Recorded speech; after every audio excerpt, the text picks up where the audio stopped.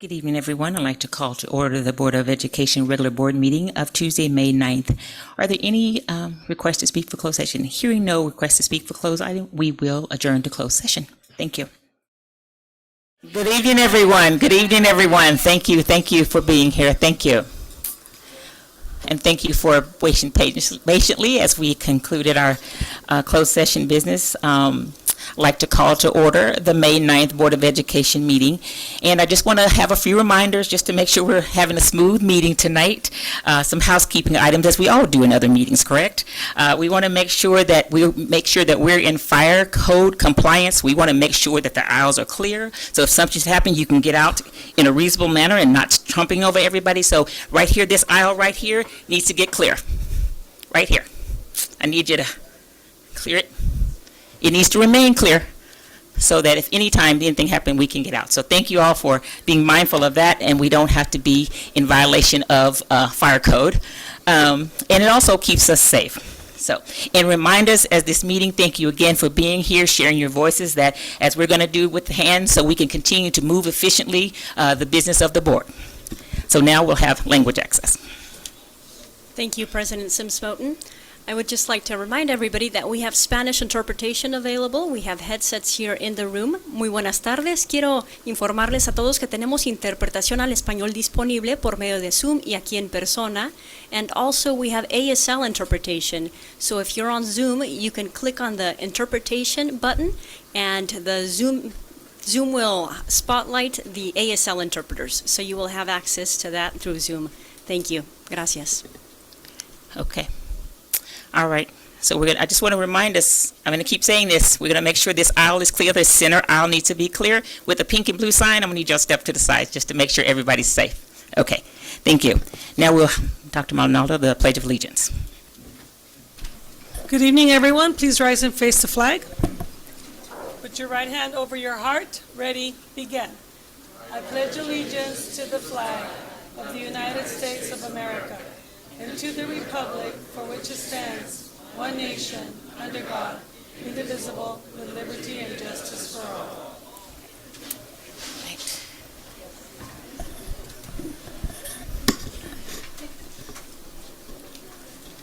Okay, I need you to clear the aisle. No. Just want to make sure. And that's coming from fire code. I just get to enforce it tonight. Okay. Thank you. Thank you. So the board took action in closed session. Gratefully, the board conducted interviews of 4 student board member candidates. Based on those discussions that we had, we selected Anastasia Lee as a new student board member for the Board of Education for 23-24 school year. That you can clap. We always want to support our students. Yes. And the board voted 4-0 with Ms. Munoz being absent. So thank you for all the students who came and appreciate them wanting to serve as part of this board. The second action board took in closed session to approve on April 24, 23 final settlement agreement and general release between parents and district in Student versus Santa Barbara in the case of 2023030098. So those were the actions taken in closed session. The vote was 4-0 as Ms. Munoz is absent. And next we'll move to the student board member report. Good evening, everyone. I hope everyone's having a great Tuesday. Happy May. So I just wanted to offer my congratulations once again to all of the student board member candidates and thank all of the students in general for electing these candidates, for pushing for your voices to be heard, and I'm so excited to continue working with them in the next year and continue developing this position to ensure that students are truly centered in the work that we all do. Because we are going to build the future. So I'm really excited to see where that goes. And again, huge congratulations to everyone. And May is a month full of celebrations. We are acknowledging Asian American Pacific Islander Heritage Month this month, Mental Health Awareness Month, among other celebrations. So I want to ensure that we're using not only this month, but the entire year to just celebrate the diversity that we have in our community and honor the legacies of all of the important members of our community. And I think I'm really excited to see that our board has a few resolutions that we're going to read tonight as well. So just recognizing that, and please participate in any community events that are happening. I know there's a few things in the works, so show up for your community members, of course, as always. And next, we have our last and final Superintendent Advisory Council meeting on May 24th, which is a very bittersweet moment for me, but I'm really excited and I'm really proud of the work that we've done as a Student Advisory Council. We really made sure that our voices are included in these decisions and ensure that we're representing not only our schools, but our own diversity of the Santa Barbara Unified School District. So I'm really excited that I had the opportunity to work with such an amazing and talented group of young students, and I'm looking forward to next year and seeing how we can improve on that. And then just emphasizing that there were also in different schools for the past few weeks, ASB elections, student government elections have been happening. So just a huge shout out to all the students that are taking on leadership positions, putting themselves out there. And I know that we're still also in testing season for a lot of us, so there's a lot going on. Please, continue to take care of yourself, continue to take care of the people around you, especially, with this awareness going on. If you or someone is struggling, if you're feeling anxious or stressed, please do reach out for help. There are people who want to get you better, and you can get the support that you need. And always, recognize your worth, know your worth. So keep doing what you need to do to take care of yourself in this stressful time. And I also do want to acknowledge that Tuesday, May 9th is Teacher Appreciation Day, and May 1st, last Monday, was Principal Appreciation Day. So again, thank you all to all the educators in my life, all of the educators here and here. I truly am eternally grateful for all the knowledge you have imparted for the 17 years I've been alive. So thank you.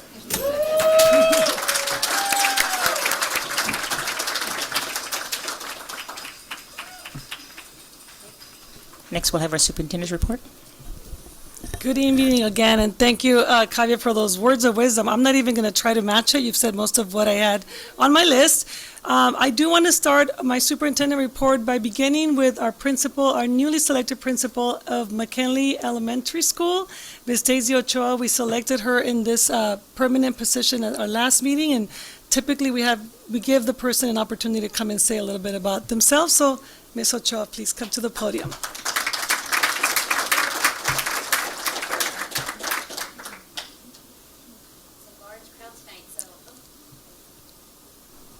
There we go. Can you hear me? Okay. Good evening, board members, Superintendent Dr. Maldonado, and the Santa Barbara community. I stand here today truly humbled by the trust embedded in me to lead McKinley Elementary School. I'm finishing up my 16th year in education in this my beautiful hometown, but my educational journey started long before that. I actually began my school experience as a 4-year-old at McKinley's preschool program. Then went on to go through our own educational system at Monroe Elementary, La Cumbre Junior High, and San Marcos High School. When I began teaching, I quickly was able to see myself in my very own students and was able to relate to their families with our shared experiences. It made building relationships with the school community one of my greatest strengths that I feel contributed to my success as a teacher and now as a leader. When I left the classroom at McKinley to pursue leadership opportunities within our district, I always said to myself, wouldn't it be great to come back one day? And I'm here to say that my dreams do come true. I am excited on McKinley's journey in offering a pathway for students and families to develop their bilingualism and biliteracy in Spanish and English. As a child, I was a student in a bilingual classroom, later a teacher in a bilingual classroom. I'm also a parent of students in DLI classrooms, and I can proudly say now I'm a principal of a dual immersion school. It's truly a full circle. But I also am a mother of 3 young children, and I want to really take the time to thank and appreciate the village around me for continuing to support my dreams. My amazing husband, who is currently home with our 3 kids, who has always been my #1 cheerleader through it all. My extended family and friends, who I think are listening in right now, who are just always there continuously to lend a helping hand. But also want to really just appreciate my own parents for their incredible encouragement and always supporting my educational journey. My dad was a school custodian for many, many years in our school system, and both my parents immigrated here many years ago, and I think that's why I have such a connection to our community and to our students, because I really relate to their experience. And so if I can do it, if I can, go through all the obstacles that one has to endure as a English language learner, anything is possible. So thank you.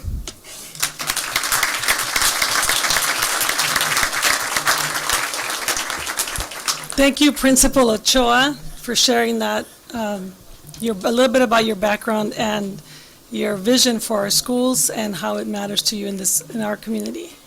Next, I'm going to ask that Ann Peak and Dr. John Vecchio join me at the podium. Typically at this time of the year, again, because as Kavya stated, this is Employee Recognition Month. We are recognizing those employees who've been with Santa Barbara Unified for 25, 30, and or 35 years of service. So I will be stepping down with them, and we will be handing them their pins as we read their names.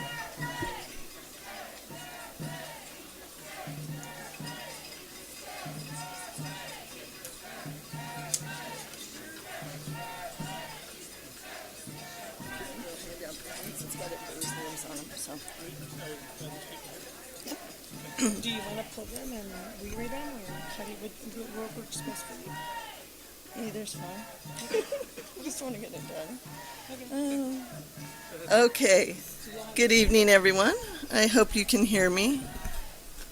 The first pin we're going to present this evening is to Suzette McCormick, principal at Santa Barbara Community Academy for 25 years of service.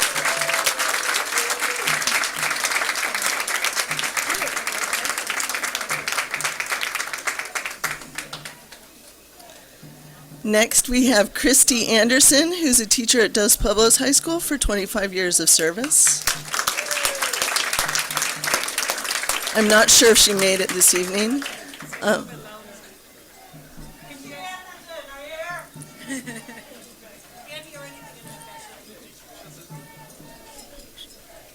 Do we want to? Okay. I'll try and talk loud. Okay, Kelly Choi, MTSS Specialist, Dos Pueblos High School, 25 years.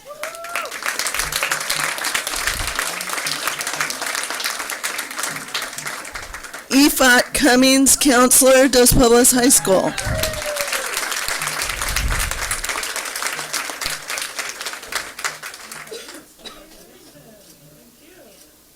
Scott Gutentag, Counselor, Dos Pueblos High School, also 25 years. Erica Hargreaves, Special Education Paraeducator 2, Dos Pueblos High School, 25 years.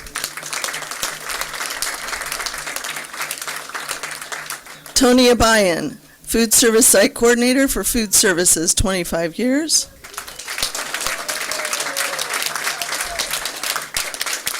She was supposed to be here. Lucia Duarte, Kitchen Lead, Food Services, 25 years. Patricia Aguilar, teacher at Franklin, 25 years. Brendan Carroll, teacher STEM and STEAM for Franklin, 25 years. Barbara Conway, literacy coach at Franklin, 25 years. Oh, there she is. Leon Lewandowski, teacher at Franklin, 25 years.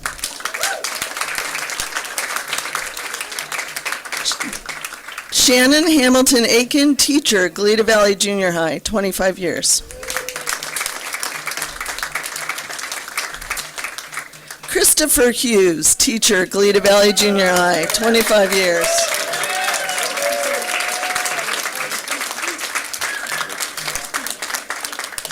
James Jackson, teacher, Goleta Valley Junior High, 25 years. Here he comes. Thank you so much. Thanks everybody for coming to my graduation.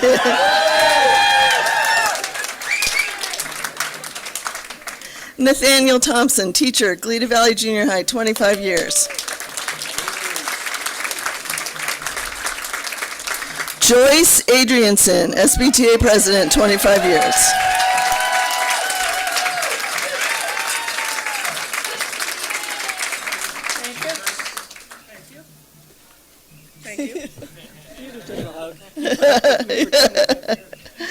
Frankie Ann Gallardo, Office Manager, La Colina Junior High, 25 years.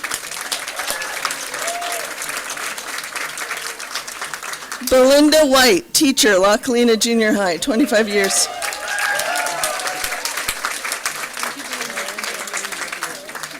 Congratulations. David Delgadillo, Teacher, La Cuesta High School, 25 years.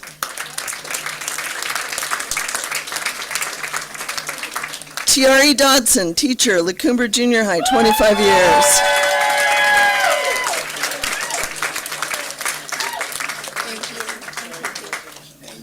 Congratulations. Steve Thompson, Low Voltage Systems Tech, M&O, 25 years. Connie Rodriguez, Special Education Para 1, McKinley Elementary School.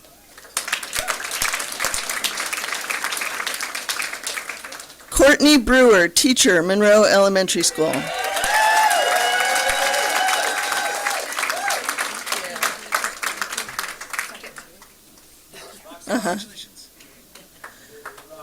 Why did oh, did you? Oh, Shannon Hamilton Aiken, Goleta Valley Junior High, 25 years.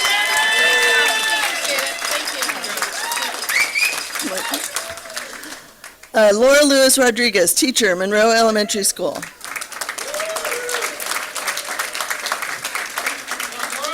Heather Young, Teacher, Monroe Elementary School.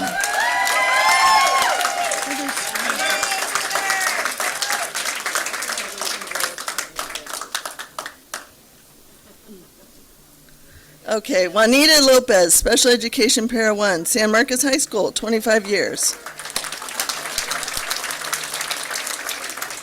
Jaime Navarro, High School Groundskeeper, San Marcos High School, 25 years. Sean Ritchie, Teacher, San Marcos High School, 25 years. Hazel Anderson, Administrative Support Tech, Santa Barbara High School, 25 years.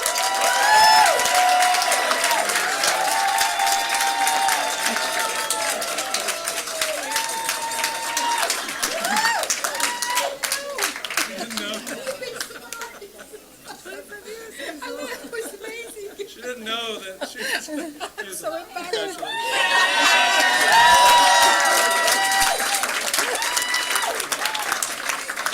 Bill Dodson, Teacher, Santa Barbara High School, 25 years.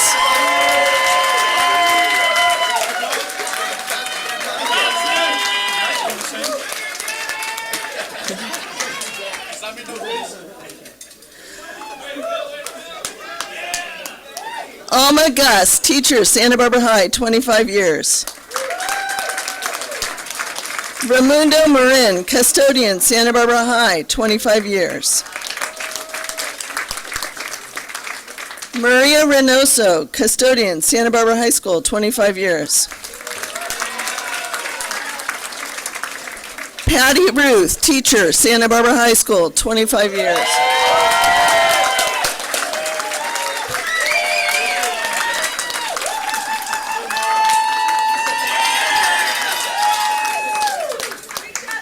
Jeff Sofro, Counselor, Santa Barbara High School, 25 years. Stephen Todd, 25 years, Teacher at Santa Barbara High School. Kareem Battle, Teacher, Santa Barbara Junior High, 25 years. Scott Brennan, Teacher, Santa Barbara Junior High, 25 years. 30 years. Bard Salcido Jr., Teacher at Dos Pueblos High School.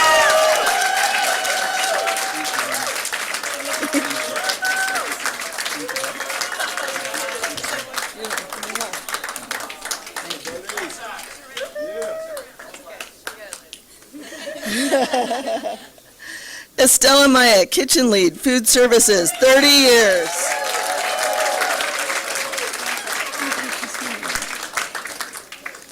Diana Hemsley, Teacher, Goleta Valley Junior High, 30 years.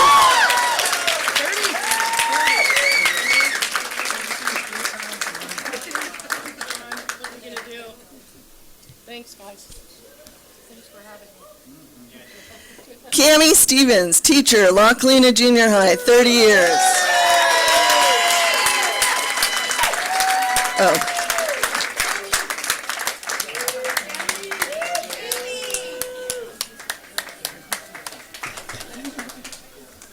Sergio Solis, senior painter, M&O, 30 years.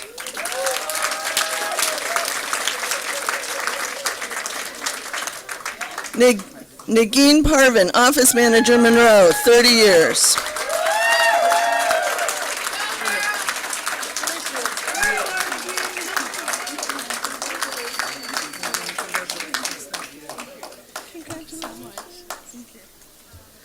Melanie Jacobson, teacher, San Marcos High School, 30 years.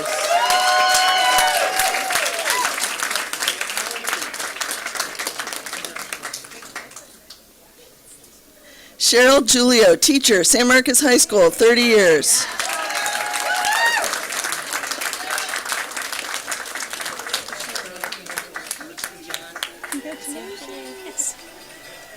Kayleen Chilton, library media specialist, Santa Barbara Junior High, 30 years. Nancy Lusk, teacher, Washington Elementary School, 30 years. Is he here? No. Jose David Rodriguez Gonzalez, 30 years.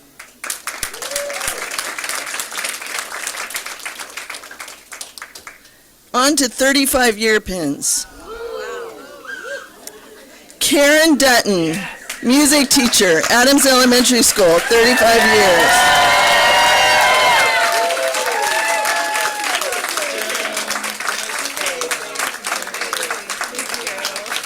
Hi, friend.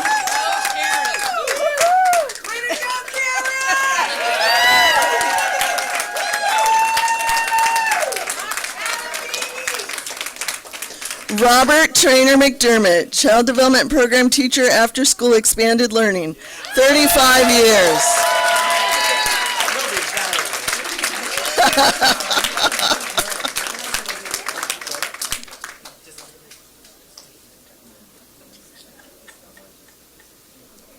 I just wanted to say, my 35 years, I honor Gloria Liggett, who we've lost recently, a light in education and a champion for children.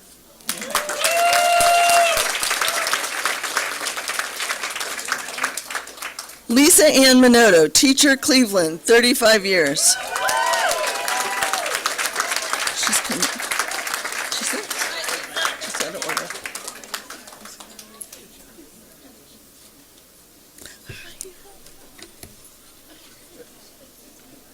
Janet Hollister, instructional support specialist, education services, 35 years.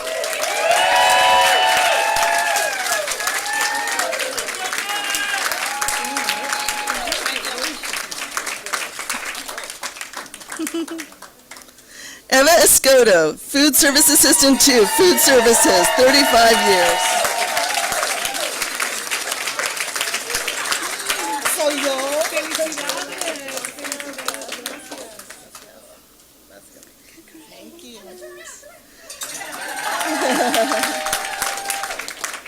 Elias Mendez, athletic equipment custodian, San Marcos High School, 35 years. And that is it. Yeah. John. We can do one nice big round of applause for all our 25, 30.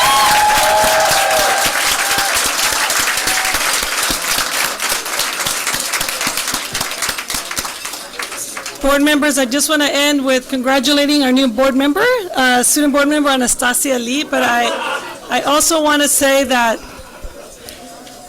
I would like to take a moment to recognize Kavya. She has been an incredible teacher to me this year. Hold on, Dr. Maldonado, so we Okay. can get some settled down so we can hear you. Okay. All right, thank you.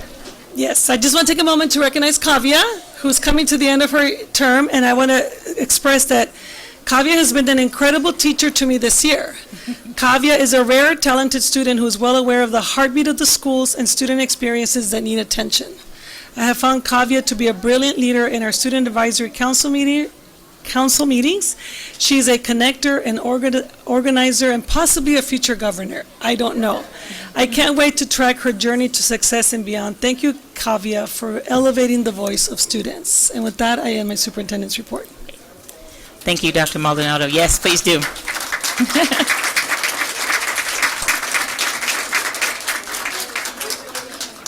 Okay, thank you. As we're starting to move back into our regular board meeting, and certainly congratulations to all the teachers, all the years that you have dedicated to your students, as Kavya has said very clearly and proudly here. So thank you for your service. Okay, I didn't forget, we were noisy and clapping as we should for all the service that's done. Now we're going back to, we want to do our little silent things here, just to make sure we can move business along. So next I'll move to board comments and correspondence. I will pass my comments today. I want to give more time to the speakers. Thank you. Yes. Mr. Escobedo. I too will keep my comments brief, but I do have a couple of reports. The Housing Ad Hoc Committee has met just about weekly since it was formed, and we have set a goal for our committee, which is building truly affordable employee housing. And in doing that, we have learned a lot about our state law. We've talked a little bit about what financial pathways are out there. We've taken inventory of our properties. And we've had some preliminary discussions with the City of Santa Barbara Housing Authority, in which we will be bringing an MOU, a Memorandum of Understanding, to the board during our next meeting. It's with the Housing Authority at no cost, and they are going to partner with us to assess financial options, development capacity, and they are going to help us strategic plan as we enter into moving further along in this process. In addition to that, we also had, if you remember, board member Munoz step off of the Housing Ad Hoc Committee, and so we need one additional member to join the Housing Ad Hoc Committee. If anyone, do we want to do it now, or? Yeah, yes, we can do it now. Anybody want to volunteer for the housing? No, the committee the setting up of the committee was on the agenda. Yes, and now we're just replacing that position. So, any volunteers to be that committee member? I'm happy to just be an alternate to that if we need to be able to do that. So Okay. Yeah. That's great. Okay. And so with that, thank you all for being here, and thank you for the amazing public comment we're about to hear. We do appreciate you, and it was amazing to get to highlight some of the fantastic service we've had. Some folks have been serving the district for longer than I've been alive, if you can imagine. So that is amazing, and I just want to say thank you so much, because I know that teachers like yourselves have played such a tremendous role in my life, and we got to hear from Kavya about the tremendous influence you've had on hers, and so with appreciation, that is my board comment. thank you. Mr. Manning? I just want to say thank you to a few employees. I had the chance to visit the Cleveland Open House, and I want to say thank you to Principal Sandoval for walking around with me to classrooms and giving me a chance to see some of the great stuff that was going on there. Also attended the open house at Washington School. Thank you to Principal Curry for hosting me, and I had a great opportunity to see some of the extras going on there. I spent some time in the music room and was reminded of the beginning of my teaching career, and had great conversation with parents and students and the teacher there. I met the Explore Ecology garden instructor, who was just on fire with things about how great what they were doing was, and then later I also visited the Vada Open House at the Community Arts Workshop Center just across the street over here, and had a great opportunity to talk to some students about their senior projects and see great artwork that was going on there.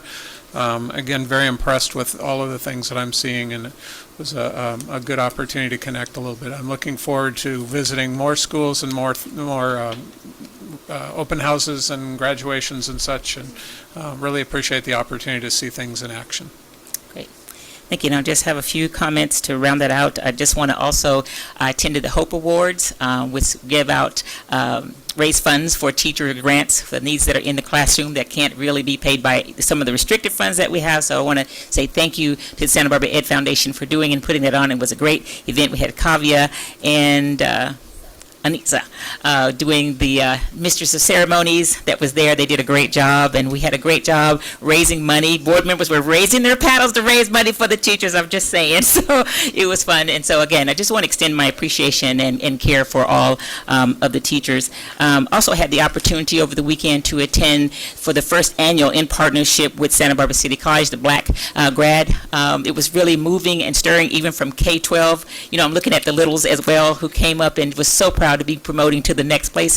And if you wonder about Black Grad, it's different. It's a spiritual movement. I mean, you had drummers that really are, are talking about the ancestry and some of the, just being Black African American, just in terms of being depressed, not oppressed, oppressed, and all of those different things that have happened. So to really acknowledge that is truthfully important in terms of knowing who you are, where you come from. And it just stirred my soul to see the young ones coming up and getting their stoles that was told them, and giving them the encouragement and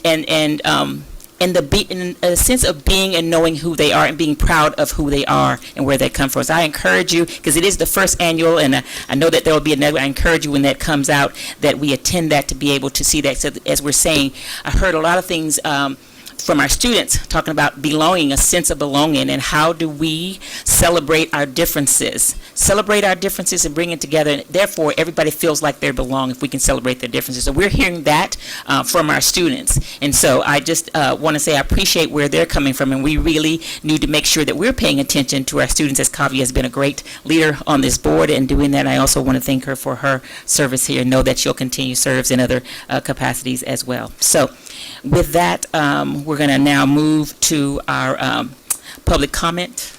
Ms. Alvarez? Yes. Good evening, everyone. Thank you very much for being here. I really appreciate the time that you took to be here.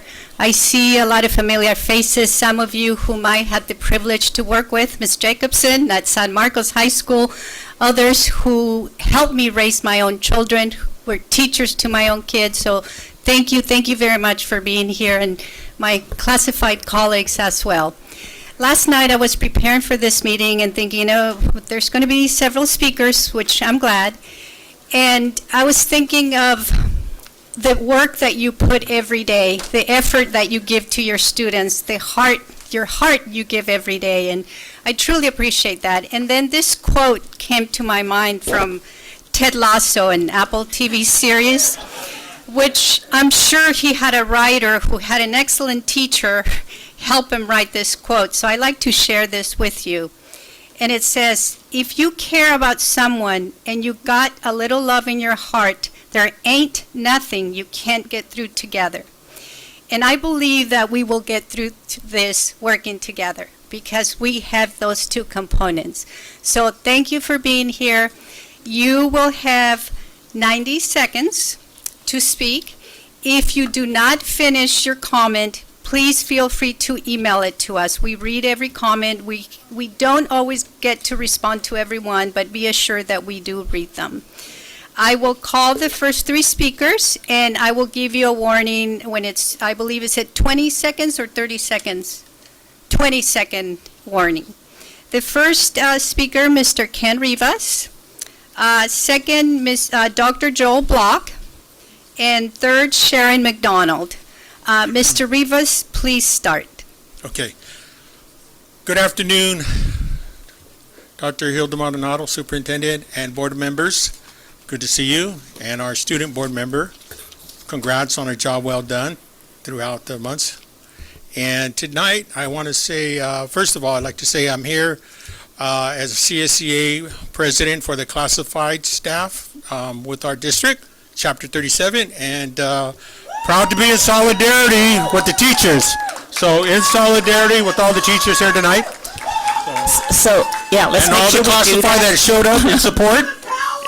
So what I want to say is that I want to go back to when there was listening tours. And there was some things that were addressed throughout those listening tours that came up, and I think we're still shy of really addressing the need for more paraeducators and bringing up those paraeducators that are at the very low wage to bring that up. So that still needs to be addressed. So I'd like to comment on that we still work towards that. The other thing is that with news that we received, excuse me? 20 seconds. Okay, with news that we received about City College offering their classified employees 8% COLA, cost of living adjustment, with the $2,000 signing bonus, I want to suggest and request that be revisited. That was an item that was talked about in the listening tours, COLAs. Thank you. And so I hope you consider that. Thank you, Mr. Rivas.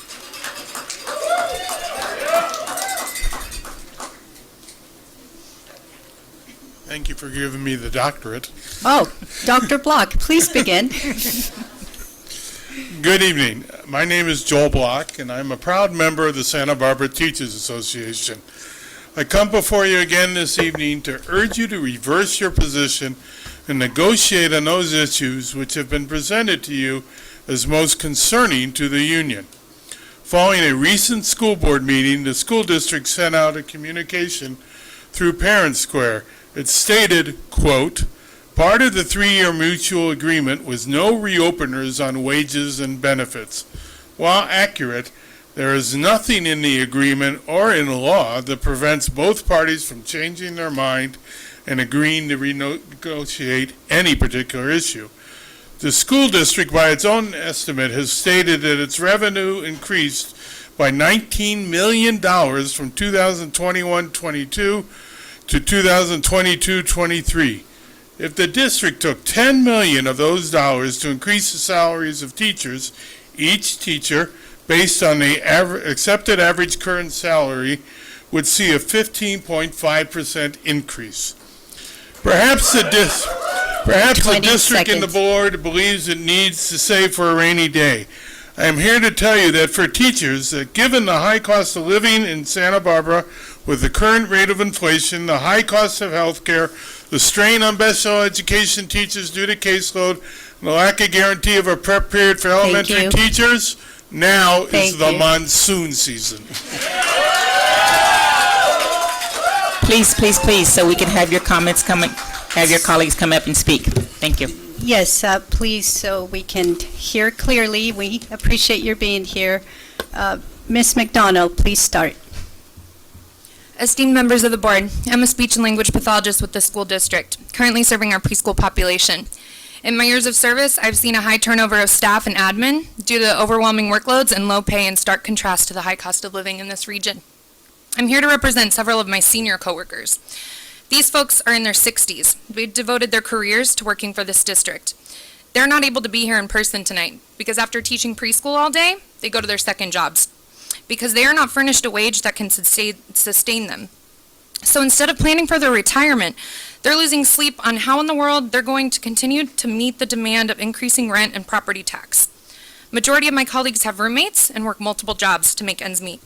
One of my fellow educators recently told me that she has gone so far into debt since taking this job for the district that she can no longer afford to work here without going bankrupt. Our district does not offer livable wages for this community, nor does it incentivize our educators with quality benefit packages. We are being taken advantage of.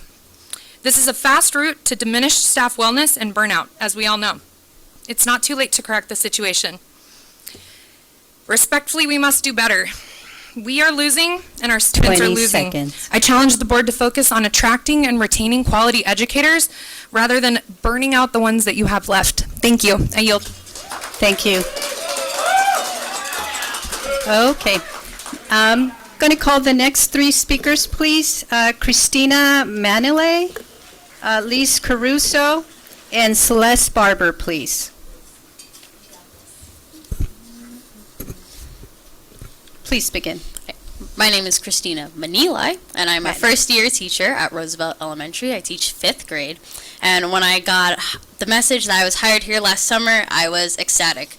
This was the first job of my professional career, and I was going to change the world with my teaching and my representation in this field. Fast forward to the end of trimester 1, I am having full-blown anxiety attacks every week, overwhelmed with learning the curriculum of 5 different subject areas and grading, analyzing, reflecting, and planning an hour before school, during recesses, during specials, even after school, and sometimes as late as at 10:30 at night. I'm now spending $300 monthly on therapy and having to restart anxiety medication. This is just one new perspective of one new teacher, but I know it isn't the impression that the school district wants to leave on their newest and future additions. From what I'm hearing from my colleagues and community, I'm rethinking whether SB Unified is a place worth staying to build my career. I hear tenured, highly qualified teachers saying they are not paid enough to live here, compensation and benefits are not sustainable, and they're not being given enough prep time to do their job of teaching, and are forced to have additional adjunct duties. 20 Why would seconds. these hardships convince me to stay? Would I even grow professionally? Probably not, given that the wisest and most experienced are being driven away due to these inequities. I am a valuable educator, however, I will not jeopardize my mental health or quality of life for this. We teachers cannot provide quality education if we are not being cared for. Let us know with Thank your you. actions why we should stay. Thank you. Thank you. Liz Caruso. Liz. Celeste Barber.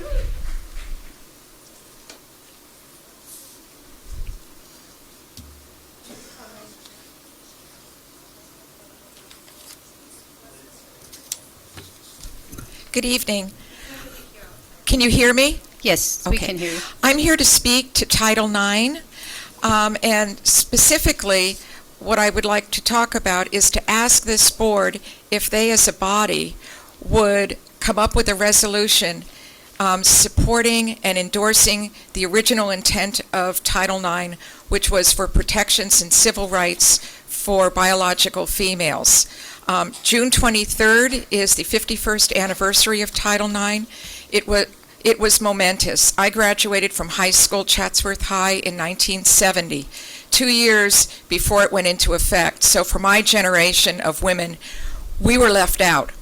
But our daughters and our granddaughters, millions of them, have reaped the benefits of a full education, including access to athletics. It's meant a world of difference for women in this country. Currently, as you know, Title IX is being threatened through legislation in Sacramento and also Washington, D.C., by allowing admittance by transgender identifying biological males into female sports and into 20 female seconds. and into female private spaces on campuses. And I urge you to take a stand against this and to stand with the 50% of the students who are under your care, young girls and young women. The letter I gave you was a letter I sent to Thank 5 you. women's groups. Thank you. Thank you. Jeanette Peinado.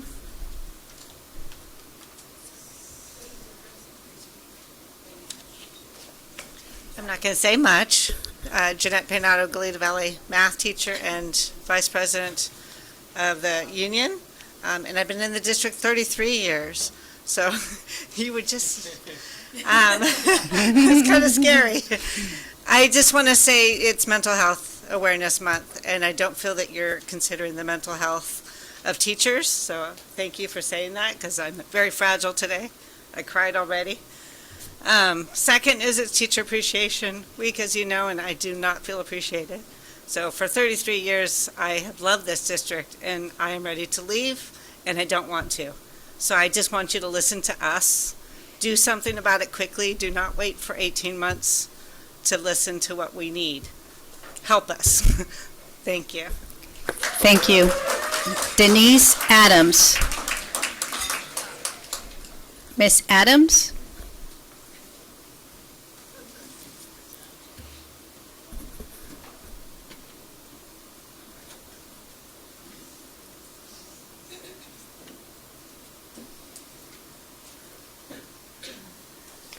Good evening, and thank you for all of your service. I came tonight as someone who's been a longtime advocate and activist for education, opportunities for all the students. And I came tonight because I got a text from my son in Miami Beach who read an ed hat about the issues related to teachers. I can tell you that the teachers that we've had in the past are exceptional. They deliver, and the students are exactly as most parents want our kids to turn out. They have compassion, values, ethics, and they are stellar in academics. I came tonight also because I not only support teachers, but I have an issue with your mission statement that we changed. I think that we have wandered from where we need to be. We can't prepare students for a world that's yet to be created. As many of you know, my son went to MIT. The teachers did a fabulous job here. But the world, we have to have something tangible to look to. Academics, vocational, opportunities for every student. And we need to address the disparities in income between where I am at Cold 20 Spring and seconds. Montecito Union and Santa Barbara. We need to look at the basic aid funding, and hopefully we can, as Ms. Alvarez knows, we can do something so our teachers feel appreciated and respected, and they can continue to do the exceptional job they're doing. Thank you. Thank you. The next three speakers, Deborah Reed, Roslyn Amador, Elizabeth Bandy. Deborah Reed. I thought I had 3 minutes, so that's what I prepared for. So I'll just start by saying, my name's Deborah Reed. This is my 22nd year in the district. Oops, sorry. My name's Deborah Reed. This is my 22nd year in the district. I'm a special education teacher and case manager. I oversee the TLP GROW program at Santa Barbara High. The TLP programs provide services for students who qualify under the category of emotional disturbance. If students are not able to sustain with our programs, then they're considered for residential placement. I was really excited, Dr. Maldonado, when you recognized that May is Mental Health Month, because it is a growing concern in this community. It's a growing concern across the nation. It's only going to get worse in the coming years. My question is, do the chronic high consistent turnover rates among teaching and support staff, which characterizes Santa Barbara Union, actually allow for the time for students to develop strong relationships with their teachers? Does it allow for the families to develop strong relationships with the school community? When teachers have to leave to commute to Oxnard, Santa Maria, Ventura, Lompoc, and cannot linger after school, when we have to, not me, I'm very fortunate that I can be here. My colleagues sometimes have to shut their doors in order to make it home, to take care of their children. You're making a face at that. No, and so- I'm looking at Okay, the clock. So 20 seconds. when a child comes to a door looking for that trusting adult because they're feeling suicidal, because they are feeling it at risk, and that door is closed and there is no adult there, when they come back the next year and the adult that they established a relationship with no longer works for our district, and there's a fresh new face, and it's a beautiful person like this young person who is Thank fatigued you. and overwhelmed, are we actually believing the words that we say, or is it just a bunch of rhetoric and hyperbole? Thank you very much. Roslyn Amador. Everybody knows me as Rosie. Rosie. I have to tell you, this is the first time I've ever witnessed a board meeting like this. I've never ever experienced this. I've never ever wanted to be here or even desired to come and challenge anything, say anything, because I do it on a daily basis. My thing is I believe when I see someone do a great job, I compliment them. I praise them, I give them accolades. I show up and I do my job. I'm a paraeducator right now, and I've been a paraeducator for the past 16 years. I want to first of all say thank you, Board of Directors. Thank you so much for being our superintendent. I've seen superintendents come and go. I've seen a lot of things happen with this district. My first school was Wilson. Yeah. So I was a little girl, and I just want to tell you, our teachers rock. I'm saying to you, I'm a paraeducator. I don't make a lot of money. I went to UCSB. I started at Santa Barbara City College. I graduated from Carpinteria High School. So thankful for teachers. With that being said, the divisiveness that's going on right now between you have money in the bank and you're not wanting to give it, 20 or you're hiding seconds. it. The bottom line is that the divisiveness needs to stop, and we need to work as a team. When we work as a team, then the children are not going to be affected. This is carrying on the district. This district stuff is carrying on in our schools. So I'm asking you to just figure it out. Thank you. Create peace. And do what you need to do to resolve it. 15 months is a lot of time in a school. Thank you. Lot of time. Elizabeth Bandy.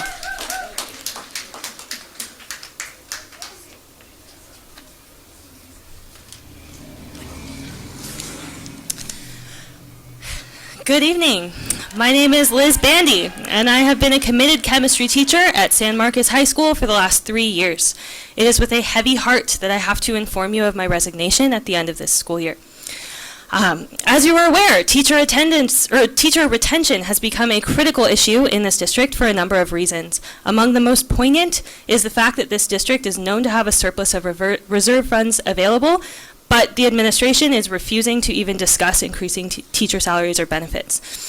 With record inflation and staggering housing costs, absolutely staggering housing costs, it is increasingly difficult for teachers to make ends meet. And this has caused many, many talented and experienced teachers to leave the district. And I'm now unfortunately one of them. I wanted to stay here forever. It has simply become impossible to avoid living here.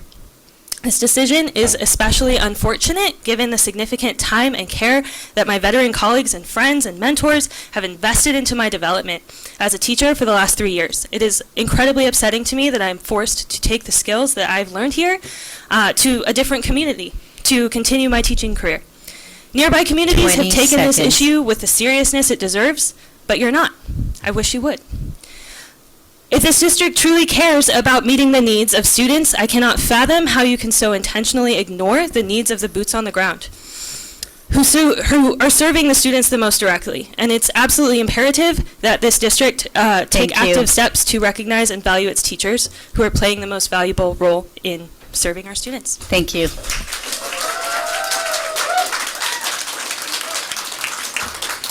Okay, the next 3 speakers, Christine Pasheki, Melanie Jacobson, and Joyce Adrianson, please.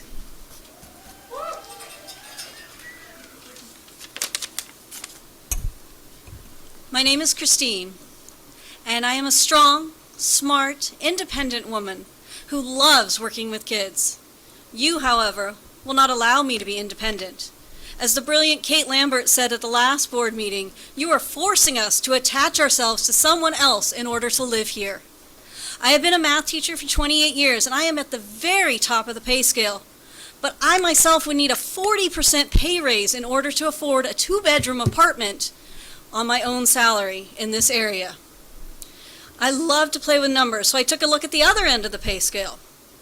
A first-year teacher who is single, no dependents, owns their own car, and lives in a studio apartment would have about $500 left a month to live on, right? To pay for food, any medical expenses, counseling, right? And have you seen all the prices lately? Have you been to the grocery store? Heaven forbid this person has student loans or a car payment. What if there's an emergency? How are they supposed to save for anything? We as teachers love working with our students, and all our students deserve the best teachers. Please pay us what is fair, so good teachers can live here and that our students don't suffer. Thank you. Thank you.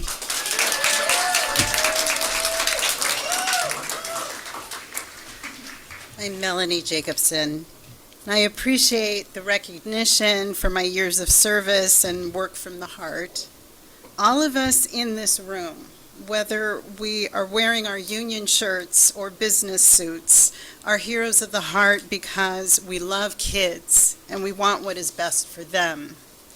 But it doesn't take any heroism of the heart or mind to recognize that those of us in the classroom, whether classified or certificated, deserve a living wage to do the work that we do and meet the rising cost of living. Our wages must keep pace with the increases in demands we confront every day. Thank you. Can I take those 40 seconds for just one moment? Yeah. Okay, well, we support all students who want to play sports. Thank you. All of them. Ms. Adrianson? Good evening, everyone. I'm Joyce Adrianson. I'm the president of the Santa Barbara Teachers Association. At last Friday's bargaining session, the SBTA bargaining team brought up the fact that many educators, especially those in high-demand fields, are getting ready to leave.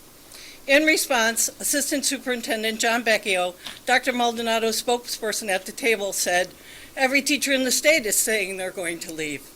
Our bargaining team asked him what that means to him. He would only respond, "You know what that means." Do we? Sadly, I think we do.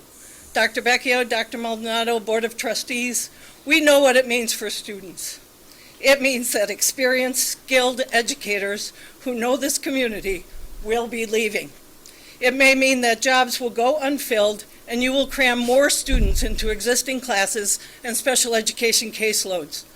What was asked of you and you refused to answer was, what does this mean to you? It sounded like you were saying, that's just the way it is. There's nothing to be done.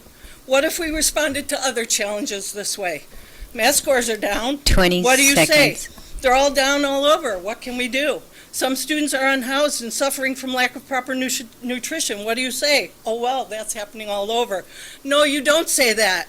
You do something. The people elected you to do something, not to say, oh, well, maybe later.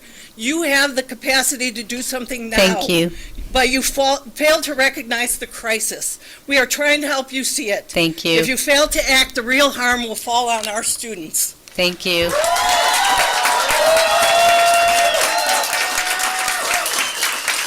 Thank you. I will now call the final 3 speakers, and then we will close public comment. Zachary Akehart, Mackenzie Griffin, and Douglas Carmen. Carmen. Hi, good evening, members of the board, Dr. Maldonado, cabinet, everyone else. I appreciate the opportunity to speak. I was so blessed and lucky to be born in Santa Barbara, the son of 2 very hardworking parents. My mom worked at the Santa Barbara Scholarship Foundation as well as other local places. My dad worked as an operating engineer for 35 years. Shout out to Operating Engineers Local 12. And I mention that just to point out what you already know, which is that construction workers, farm workers, our essential service workers, nurses, etc., are all kind of wanting the same thing, and that's to be able to live where we work and build a future for ourselves. I am one of the teachers that's leaving at the end of this year after 8 years in the district. I had a wonderful time here, a lot of memorable experiences that I will carry with me for the rest of my life, for which I'm very grateful. I am perhaps not the greatest teacher. I am no Melanie Jacobson, but I think I was a pretty competent teacher and certainly qualified, 2 credentials, a B-clad, and I came to work even when I had stitches in my head and a bad back, etc. 20 seconds. It's difficult to live here. Shout out to my landlord who didn't raise my rent for 8 years and charged me about 50% under market, and that's why I was able to stay here for as long as I could. Please consider paying teachers more, and also last thing, please consider banning cell phones at schools. Thank you. Thank you. Mackenzie Griffin? Mackenzie? No? Okay. Douglas? Oh, Mackenzie?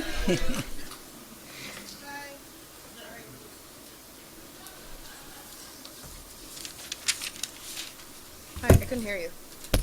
Hi, I'm Mackenzie Griffin. I'm a bilingual, biracial math teacher at San Marcos High School, and I have loved living in the community the last 7 years, doing my volunteer work here, my student teaching, but unfortunately today I just turned in my letter of resignation, and I have been forced to move, and I'm not able to support the newcomer students that I love supporting here in this community so much. I was forced to due to the cost of living, and I can't afford to live here on my current salary. So I had to make the choice for my family and my immigrant parent to move and make 60% more than what I'm currently being offered. It was an offer I simply couldn't refuse. I just want to thank my mentor teachers who helped me, and I wish I could stay here and work with them, but unfortunately I'm not able to do so. And I wish I could have received my 20 and 30-year pin here.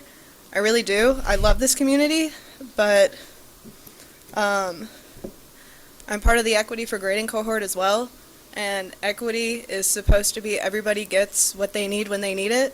So I hope that you're able to give teachers not only what they need and our students, but what we deserve. Thank you. I'm Thank gonna yield you. my time.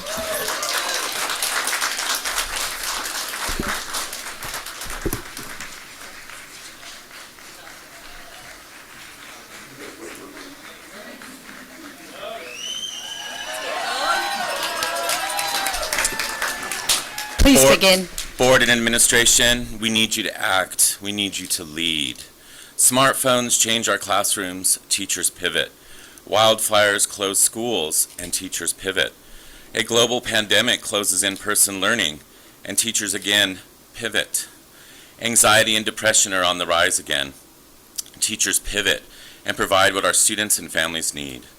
But the district administration can't be flexible. The administration is too proud to admit that 6% inflation per year amounts to pure financial luck for the administration's coffers. The administration somehow needs to create more and more salaried positions to adapt to a changing world. Teachers solve it with creativity, not a subcommittee and coffee breaks. Teachers adapt to a changing world with the willingness to grow, not outsourcing. Teachers adapt with honesty and heart and a willingness to change. We do not hire outside experts from Kansas. Somehow show your heart is in the right place. Reopen salary negotiations, cap or lower special ed caseloads, and respect elementary teachers and 20 their prep seconds. time. The financial world is being recreated before our eyes, and your chance to lead is now. Thank you. And that concludes public comment. Thank you. Board Member Alvarez, I know my colleague submitted a speaker card, Barbara Barr, and she didn't get a chance You to are speak. correct. I did see that. Just one moment, please. Okay, hold on one second. Let's get clarity from the clerk. Okay. Okay. So Barbara Barr, please come up. Okay. Okay. Can you check with her to make sure where it is, to make sure we're clear?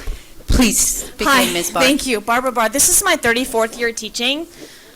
And like many other teachers in the district, I'm a renter. Recently, my husband, who is a retired teacher, and I had to look for a new place to live because our landlord is selling the property. We're one of the lucky ones. We found a place after only 3 weeks of looking.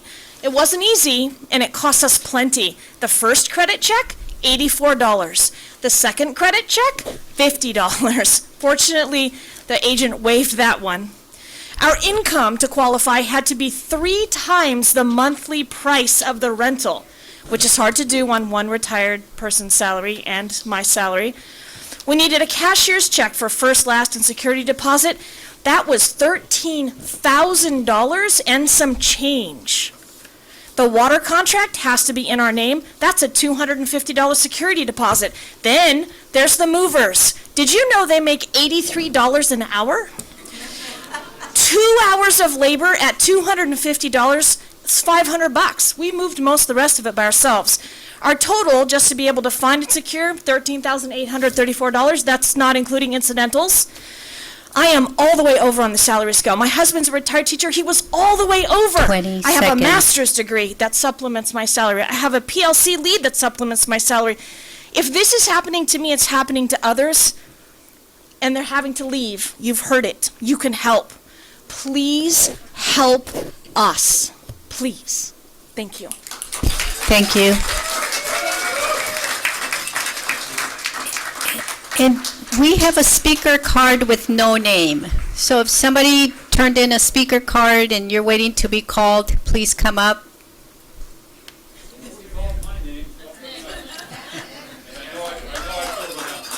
Okay. I did. Hi, I'm Eric Nickerson. Thank you for talking, or letting me talk. 2 things. Number one, I think everybody in this room, in their heart, knows that we don't have to do this rigmarole. It's not necessary. We can all figure out the right thing, and my colleagues have all said what that is. Second thing I want to talk about is that I've been a special ed teacher for 18 years at the high school, And over that time, I cannot think of more than half a dozen of those young people that I've started in 9th grade with that were anywhere near grade level reading. So please, let's get that fixed. Please, I've asked every single superintendent I've ever met here. It'd be nice, because those poor kids deserve better than what, I mean, I can't do it all from 9th to 12th grade. Please, do something. Adopt a program. Please help us. Thank you. Thank you. Miss Monty DeWitt.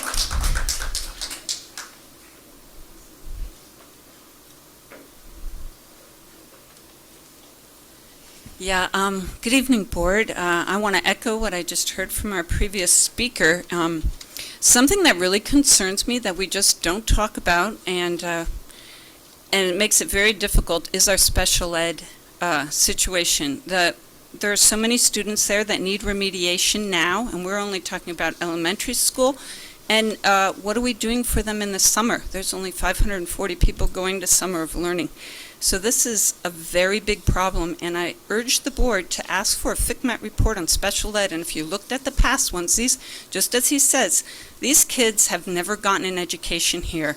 And what I see would make you cry, some of the people that I meet, because we just aren't doing them right, and we're not doing our teachers right, or our paraeducators. But a bilingual paraeducator on tonight's thing makes $18.36. And that's the person you put with a special ed person who needs real help. I'm so glad my son didn't only went here with Regina Middle College, which was good because he was special ed, and they just too little, too late. That's what it is. We need proactive. You need to screen everybody and be generous with their help. 20 Don't seconds. wait forever and forget about them. Look at La Cuesta. 8% math and reading, and those kids work hard. They're good kids, good teachers, but you guys let them down. You really got to do more. Thank you. More. Thank you. And that concludes public comment. Thank you, everyone. Okay, thank you. Thank you, everyone. Next, we'll move to our accepting of donations for May 9th. Do I hear a motion to accept? Mr. Banning? I move to accept the donations with appreciation. Okay. And I second. Okay. Board members, motion and second. All in favor, say aye. Aye. Aye. Thank you. Motion passes. Board members, we're moving to our consent agenda. Are there any items you'd like to pull from the consent agenda, board members? Hearing no request to pull, may I have a motion to approve the consent agenda? So moved. Second. Moved and seconded. All in favor, please raise your hand and say aye. Aye. Okay, motion passes. Okay, we are next moving to our G agenda item, the public hearing, notice of public hearing, adoption, English language arts, K through 6 instructional materials, Wit and Wisdom Foundations. Ms. Alvarado.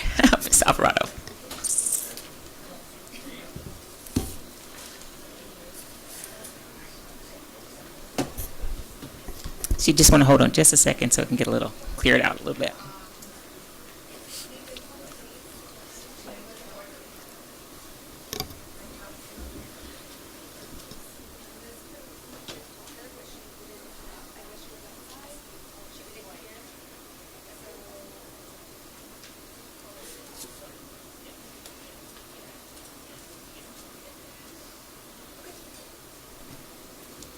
Ms. Alvarado, before you speak, we're going to have a public comment for someone who didn't hear it. Got about a minute here. Yes, please, Ms. Caruso, come on up. Sorry, I don't know how my name got lost in there. I'm here to highlight how the district's low teacher salaries are directly affecting our students. I teach at Monroe. We have the moderate to severe special ed program for the entire district. It's split between 2 classrooms. The younger class is taught by the most innovative SPED teacher, Sally DeLizer. If you don't know her, you should. The other class has been a revolving door for the past 8 years. The SPED shortage is obviously not unique to Santa Barbara Unified. However, because we have some of the lowest wages in the county coupled with high insurance premiums, we're not able to staff our SPED classrooms appropriately. This year, we did not, and we still do not have a SPED teacher to teach our 3rd to 6th grade moderate to severe classroom. Sally has been graciously covering both classes, the equivalent of asking a 2nd grade teacher to cover the 5th grade classroom across the hallway also. She's had twice the amount of students, 2 different physical classroom spaces, and managing not double the amount of paras because we were also short-staffed on paras as well. An out-of-district applicant was offered the position. He declined because he couldn't afford to live here on our current teacher salaries. This is the story time and time again. We're not able to hire candidates because they can't afford to live here. Eventually, the solution to our specific SPED problem was to have a substitute with no SPED background or qualifications be the teacher. I can only imagine we got away with this because the population of students we're talking about, students who can't articulate to their families that their IEP goals aren't being met, that they didn't get to spend inclusion time with their gen ed peers because their staff wasn't there to manage it, and that they're not going to their full potential is because of our lack of staffing. They don't have a voice because they're nonverbal. I'm here to represent them. Please do better for our students. Thank you.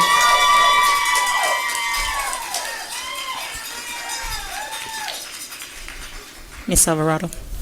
Thank you.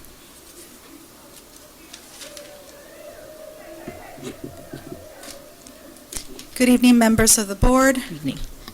Santa Barbara community, and Superintendent Maldonado. I'm here to open the public hearing for the adoption of English language K through 6 instructional materials for Wit and Wisdom Foundations. And as you may recall, back on March 14th, the board approved the opening of the 30-day public review for English language arts K through 6. Community meetings were held at each elementary school about the English language arts proposed curriculum. Elementary principals presented the information to their communities and provided an opportunity for feedback and input regarding the instructional materials during the 30-day window. And we are proposing to approve, but we do have a presentation right after. Okay. Are there any request? No request to speak on this? Okay. No speakers in this item. Okay. Yes? Excuse me, are you raising your hand? Did you put a request to speak in? It's H2. This is the hearing. The adoption is coming. Later. Thank you. Thank you. Okay. Thank you. Thank you.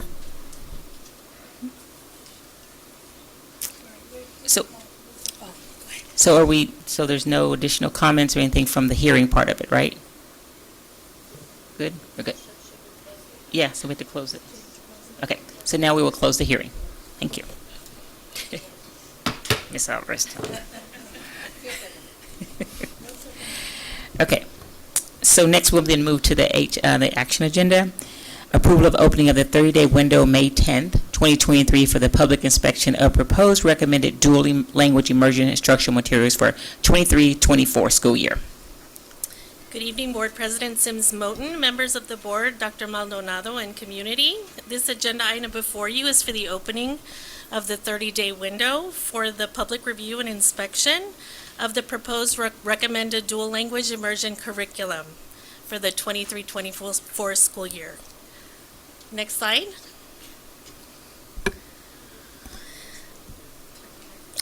There's a clicker. Okay. This visual gives an overview and timeline of the piloting process to this agenda item. We as a district have effectively maintained a full-scale pilot for 2 dual language immersion curricula in 2021 and 2022 and 22-23 school years. After a full year of implementing Benchmark Adelante in 22-23 and in careful consultation with our committee, we came to a consensus to bring a pilot to a new curriculum option, CKLA Amplify Caminos. This pivot is in alignment with our district-wide ELA adoption, facilitated by Ms. Denise Alvarado, Executive Director of Curriculum and Instruction, which you will hear about in the next agenda item. Our McKinley Committee members are currently field testing CKLA Amplify Caminos to complete the school year and into the early part of summer of learning. It should be uplifted that CKLA Amplify Caminos includes a Spanish language arts component for our TK through 2 dual language immersion students and a companion curriculum for English language arts for grades 3 through 6. Next slide.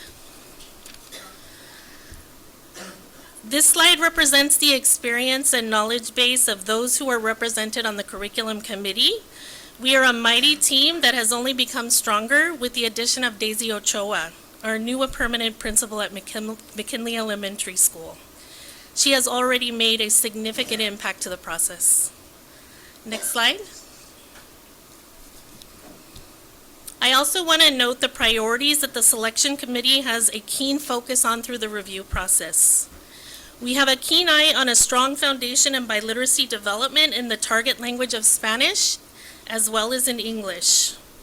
Culturally relevant materials that address a diversity of learner needs in the target language of Spanish and again in English. Standards-based materials aligned with activities that allowed for tiered instruction in ways that are easily understood by the teachers. Materials that contextualize any examples of biases and/or marginalizations, which it may contain, and supports development of students' social and emotional competencies. Next slide.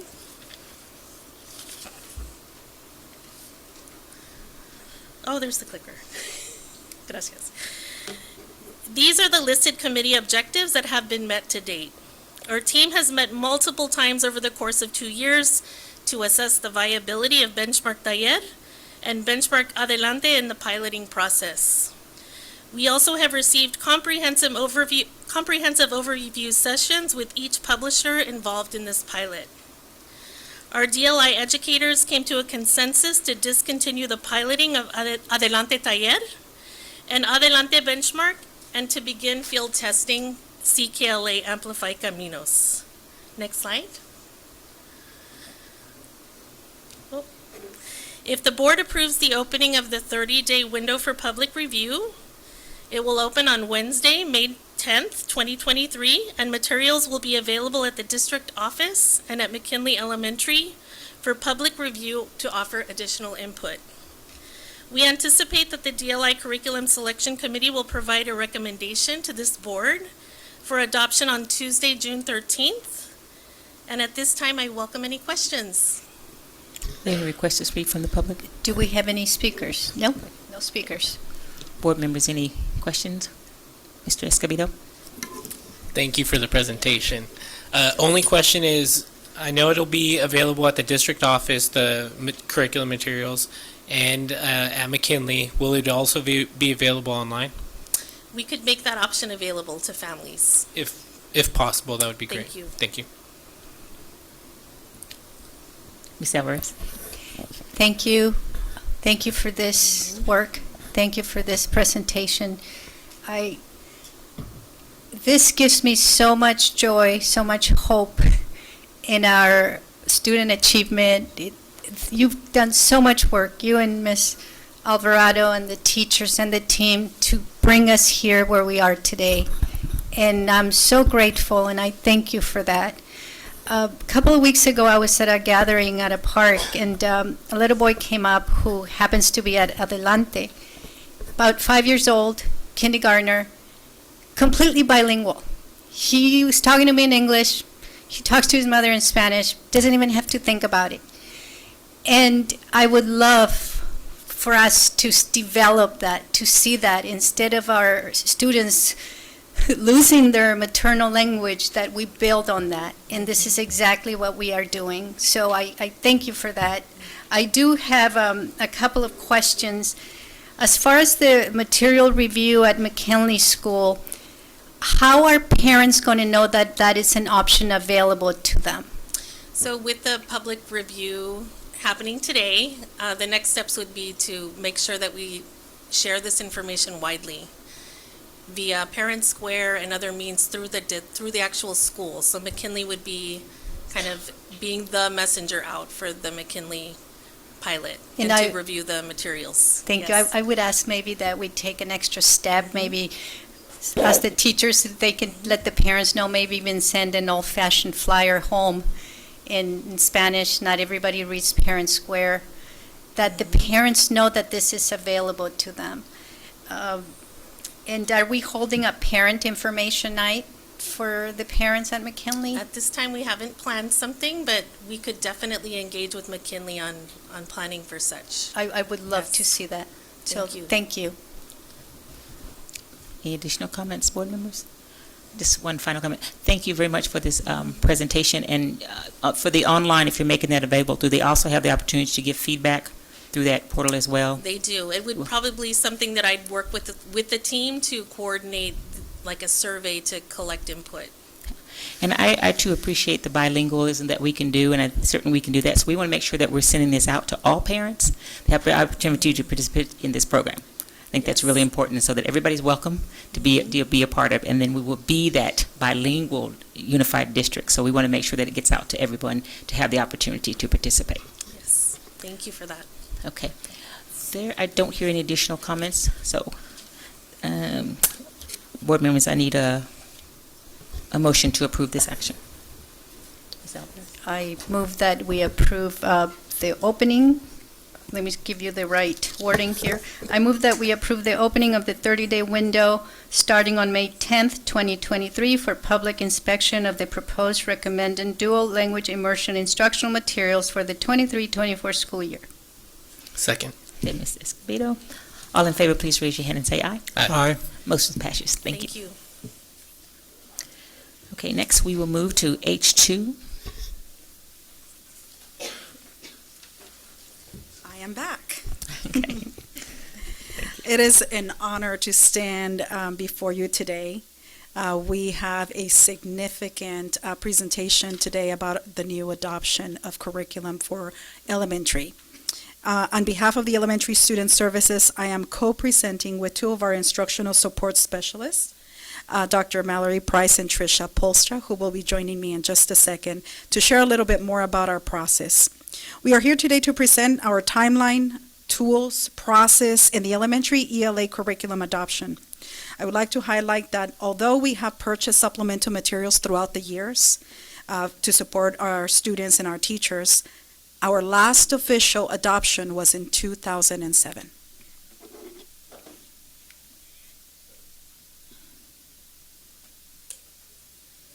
During the last board meeting, you approved the 30-day window. This is a time in which the public can review instructional materials and provide input for this adoption from March 15th through April 20th.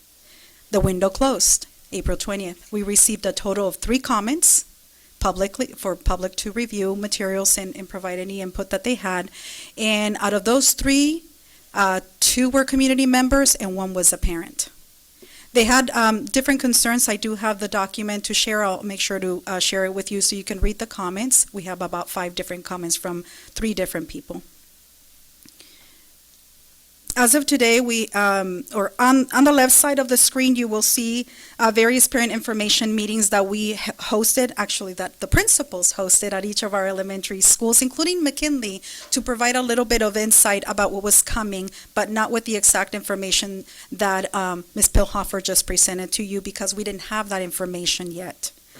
And also on the right side, you will see that the 30-day window, the responses, parent information was held at each of our elementaries during those 2 months, and materials were available for review online, in person at our district office for parents to review, and any community member. On the left-hand side, you will see our adoption timeline that we have introduced this several months ago when we started this process back in November. I want to highlight on the right-hand side that we had 3 very essential team members that were part of this process, 3 committees. The first committee was the executive committee that assessed literacy needs of our district, our students, and also led the literacy task force that I know some of you guys were part of that process as well, and we thank you, board members, for joining us, and community members. The initial review committee, we were responsible. That included our 2 instructional support specialists, 2 literacy coaches. One of them was Amy Gates and also Sandy Robertson, who work at 2 of our schools. We were responsible for reviewing 5 sets of high-quality instructional materials, and the team identified 2 strong curricula for us to provide to the Curriculum Adoption Committee to review further. The third committee, in my opinion, and I think the opinion of many, is one of the most important committees that consisted of the majority were teachers, classroom teachers. We can't do much if we don't have the opinion, the input, and all the information that we need from our classroom teachers because they are the ones who are utilizing those materials. They reviewed materials. We had a total of 7 meetings. They field tested the materials, and we reached consensus, and that's why I am here in front of you today with our team. This is our team. All elementary schools were represented. Every grade level was represented in various lenses: multi-tier system of support, emergent multilingual learners, Black, Indigenous, people of color staff, special education, transitional kinder, language and literacy coaches, site, and district administrators were part of this process. Before we share this short video, I would like to acknowledge the significant contributions from our teachers. We recognize that we would not be standing here today if it wasn't for our teachers' passion and commitment to our students.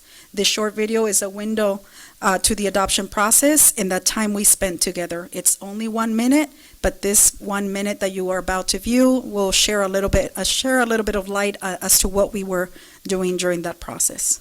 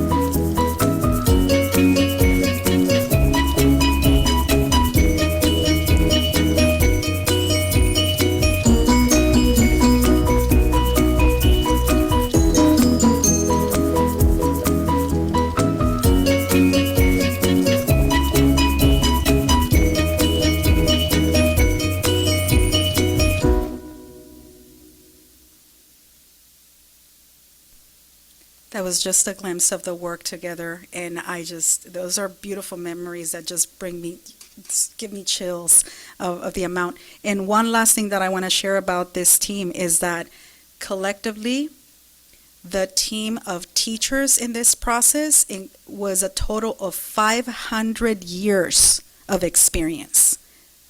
Just the teachers.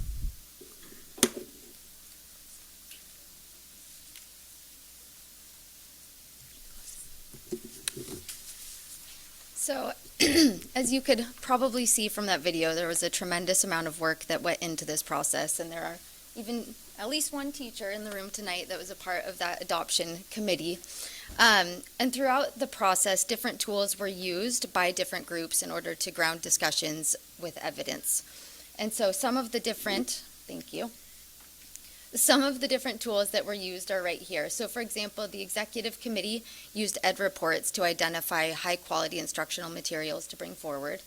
The initial review committee used a few different tools. We used the instructional materials evaluation tool from a group called Student Achievement Partners that was used as somewhat of a screener to identify the programs that really aligned with the key shifts in the Common Core standards. And we also looked at usability criteria. Are the materials usable by teachers? And then the Curriculum Adoption Committee used a handful of tools too, lots of which you saw all over the tables in the videos.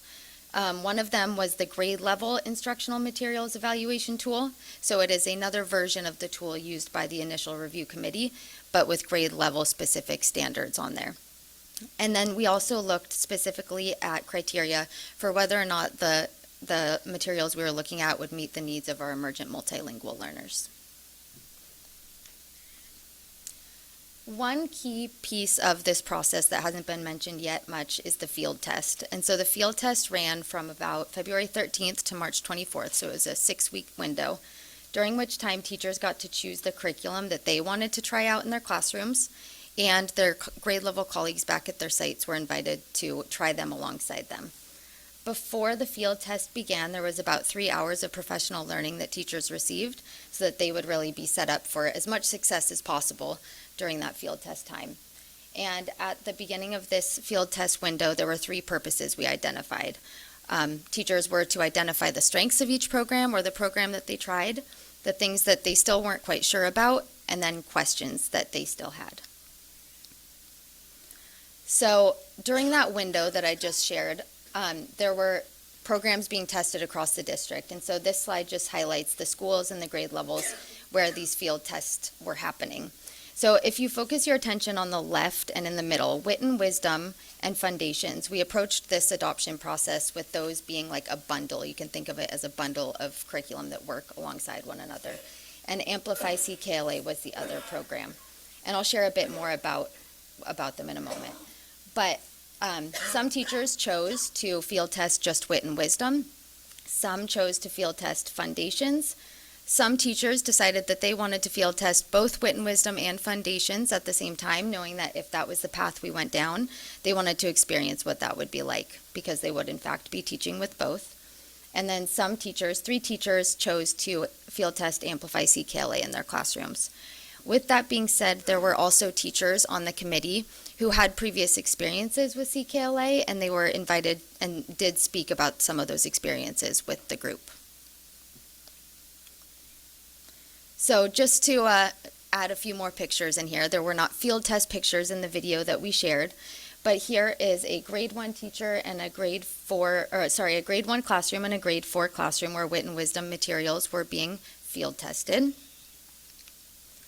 Here is a 5th grade classroom at Cleveland where CKLA was being field tested, some of the vocabulary that they engaged with as they read Don Quixote.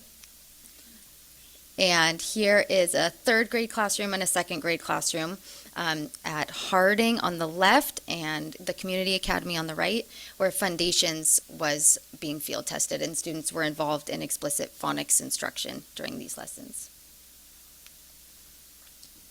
So at the culmination of the field test, we had a couple more meetings where the group worked to reach consensus. And at the end of that last meeting, the committee recommended that we adopt that bundle that I spoke of. So Wit and Wisdom with Foundations and Geodes, which I haven't mentioned yet, but those are student readers that are a part of this bundle.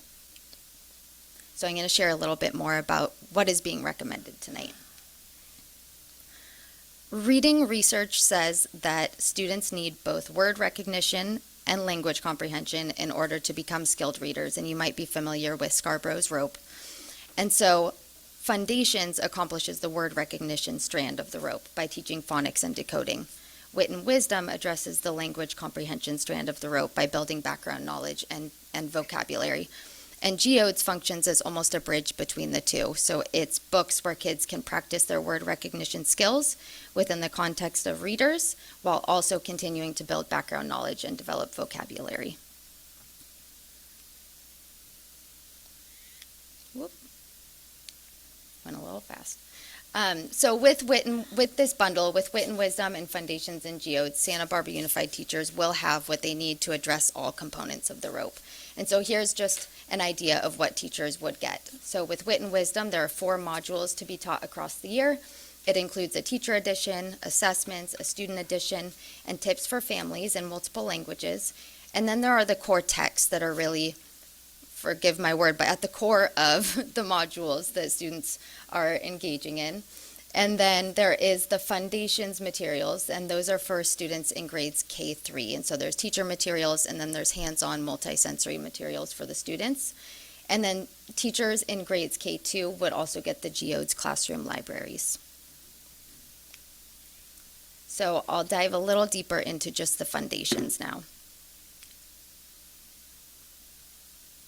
Foundations is what's considered a structured literacy program, meaning that it applies the science of reading to classroom practice. And so in a structured literacy classroom, students are learning sound symbol correspondences, different syllable types, phonology, morphology, syntax, and semantics. And that's accomplished in a systematic way that is also cumulative, so meaning that it builds on itself and there's review built in, and it is explicit as well as diagnostic.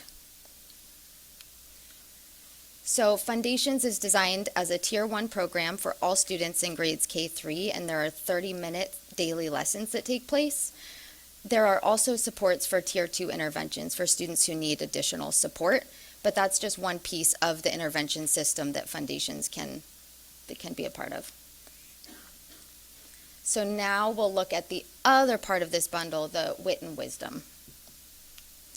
And Wit and Wisdom was developed by a leading curriculum developer called Great Minds, and it's been highly rated by curriculum experts, including EdReports, for a few things, specifically building knowledge, which we know is key to reading success, usability, which is key to implementation success, and text quality.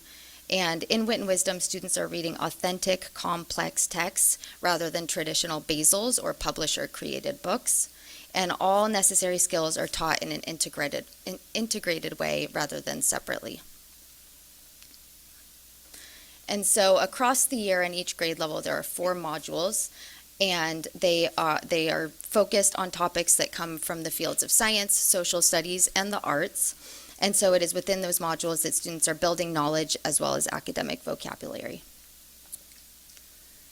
And then within each of those modules, students are engaged in reading, writing, speaking, listening, vocabulary development, and grammar as it relates to the knowledge that they're building and the text that they're reading. So for example, they're writing about what they're reading, they're speaking and listening about what they're reading, their vocabulary comes from what they're reading, and their grammar also comes from the text that they're grappling with. So really, knowledge and texts are at the core of what students do with Wit and Wisdom. So that's a very quick overview of the programs being recommended tonight and how they all fit together. Thank you.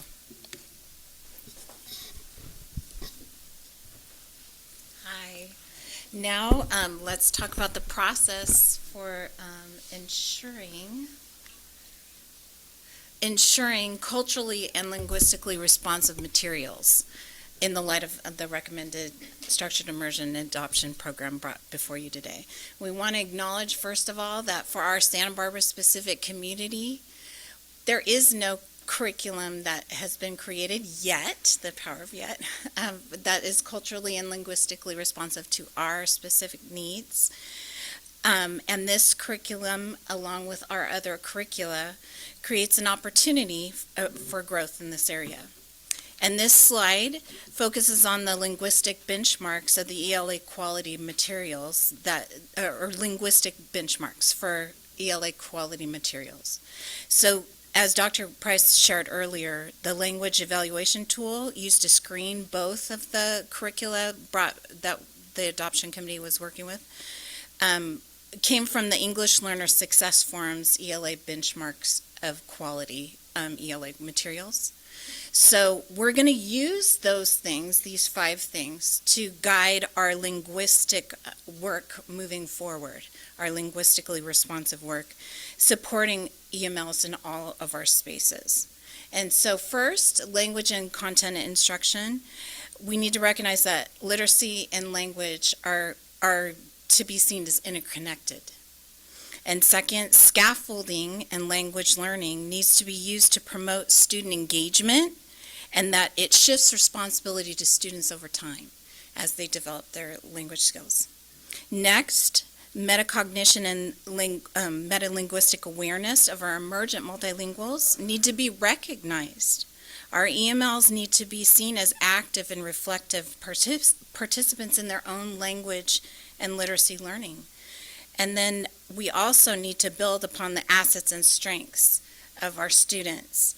Home language, culture, prior knowledge need to be intentionally validated and built upon in our classrooms. As to Wendy Stinson-Moten comment earlier, kids need to be seen and recognized who they are and where they're from.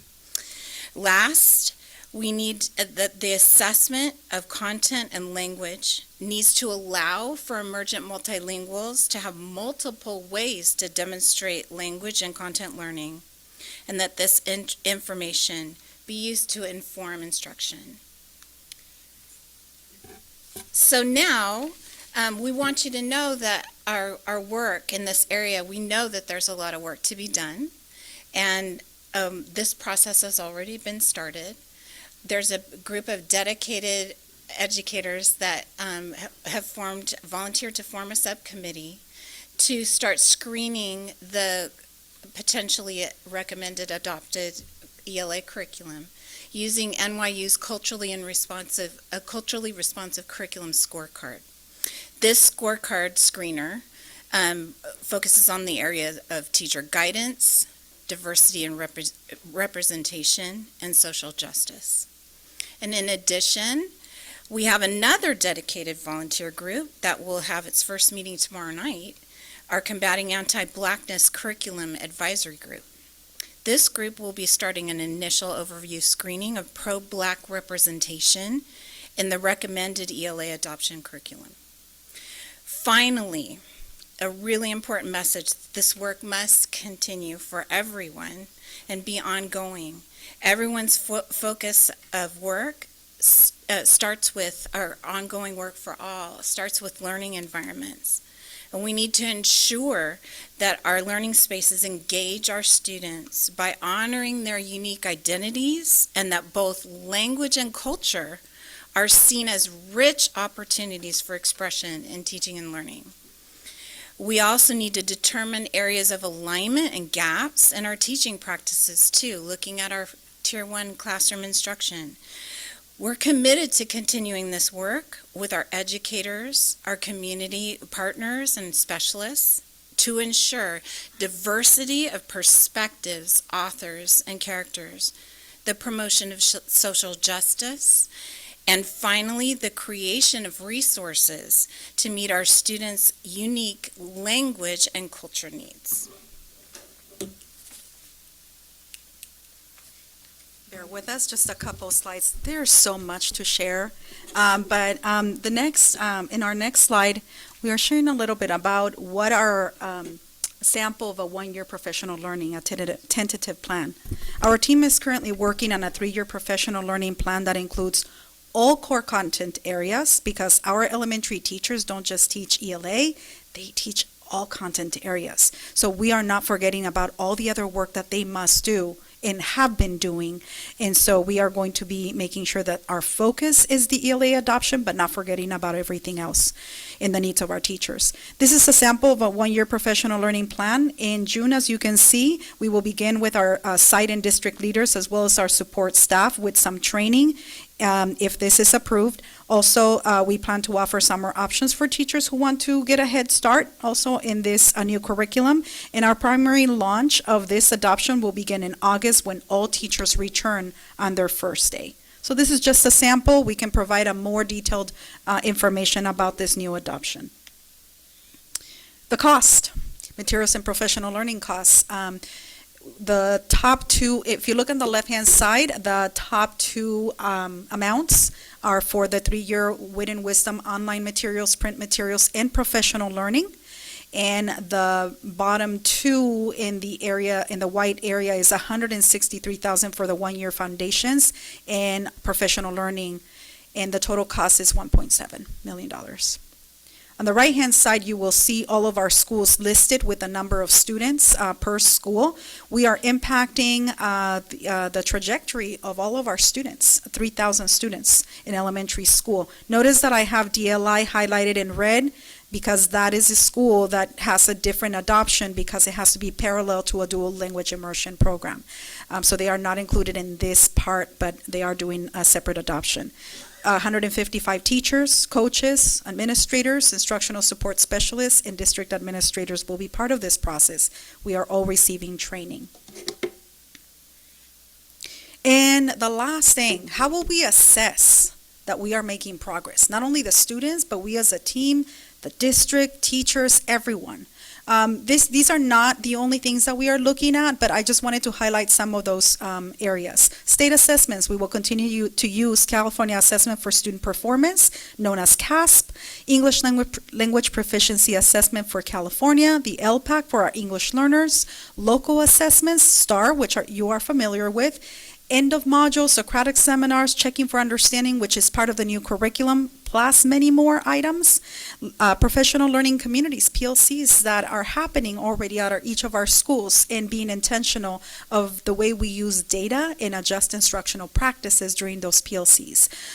Learning walks, our plan is we will be having some site administration will be conducting learning walks as they normally do now, and we are also working on a plan on how do we also provide support through learning walks through district elementary team. And We are recommending the adoption of the purchase of Wit and Wisdom Foundations for English Language Arts for our TK, and that is a typo, it should say TK6, Instructional Materials and Professional Learning, with a fiscal impact of $1,753,000. Funding source is ESSER 2 and ESSER 3. That concludes our report. Thank you. Other requests to speak from the public? Do we have public comment? Thank you. Monty DeWitt, Cherie Ray, Eric Nicholson. Please begin. Thank you. Yes, so I am very excited that we've picked this curriculum because we used to be a Lucy Calkins district, and we used to use balanced literacy, which was sort of guessing at words. I'm sure you're familiar. In fact, probably supported it. So I'm really grateful for this change. But I think the teachers are going to need a lot more support in order to implement this. And what I'm afraid of is that so many teachers are actually still going to leave because we're missing, we're not paying them enough and we're giving them too many caseloads. So I think we really need to look at the environment and be sure we are supporting our teachers, paying them enough, and that we don't lose it, because otherwise the training will be for naught. And I'm also concerned about how long it takes to do the training and what is happening to these students who have already gone through COVID, have had learning loss. We're not talking about that, and I actually did raise it at the Literacy Task Force, and I was told that we were running out of time, so I couldn't talk about it there. So I'm trying to talk about it, but nobody wants to talk to me about that, and I think that we're morally obligated to wonder what are happening to the kids who are behind. This is great, but this isn't 3-year rollout. So what's happening to the people in pain now? Because they're behind. It affects them emotionally and in every other way. So we got to talk about it. Thank you. Cherie Ray, please.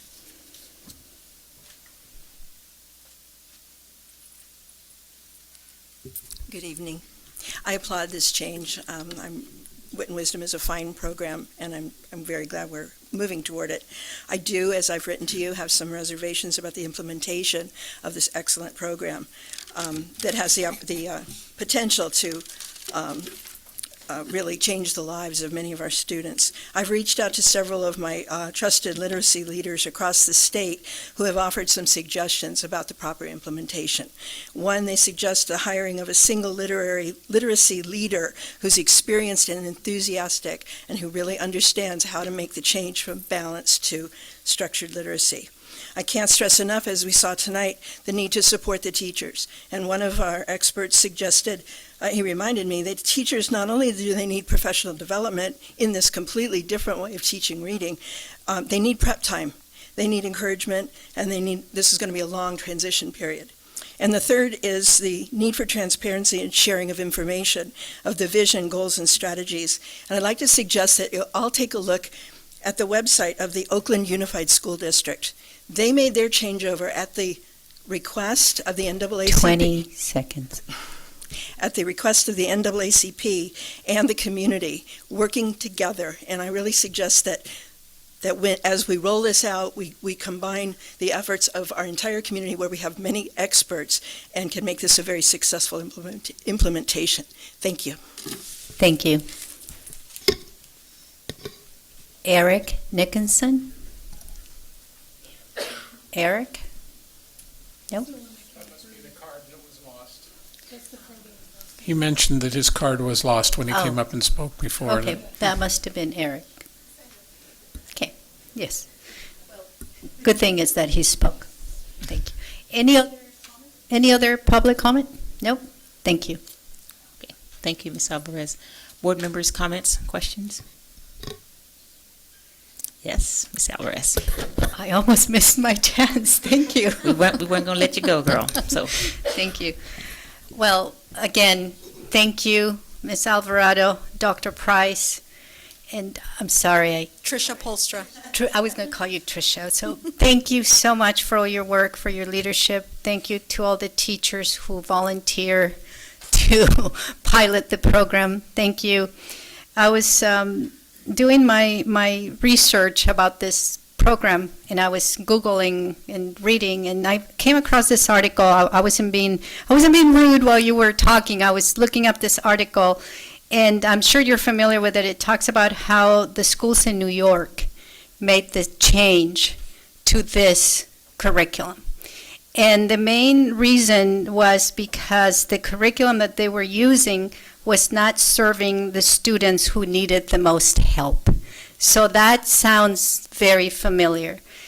And I am looking forward to the implementation of this new curriculum, that it's going to focus, it's going to target that need that we've been talking about for so long. And I'm very proud, this is a very proud moment, very proud of our district that we acknowledged our areas of growth, that we said this is not working. What we have been doing is not working, it's not serving our students. We need to do something different, something better.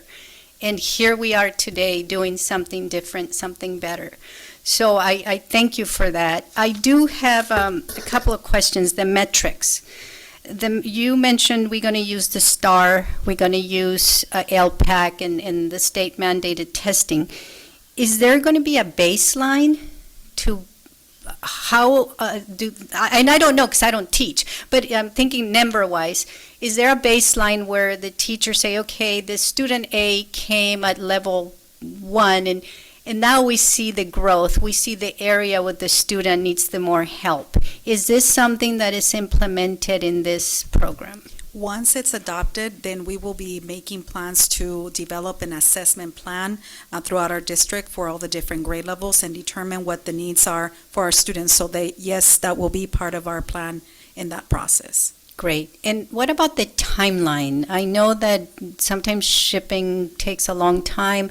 Are we, as a district, are we going to be ready so that the teachers are ready when given the materials so that they can start teaching and learning?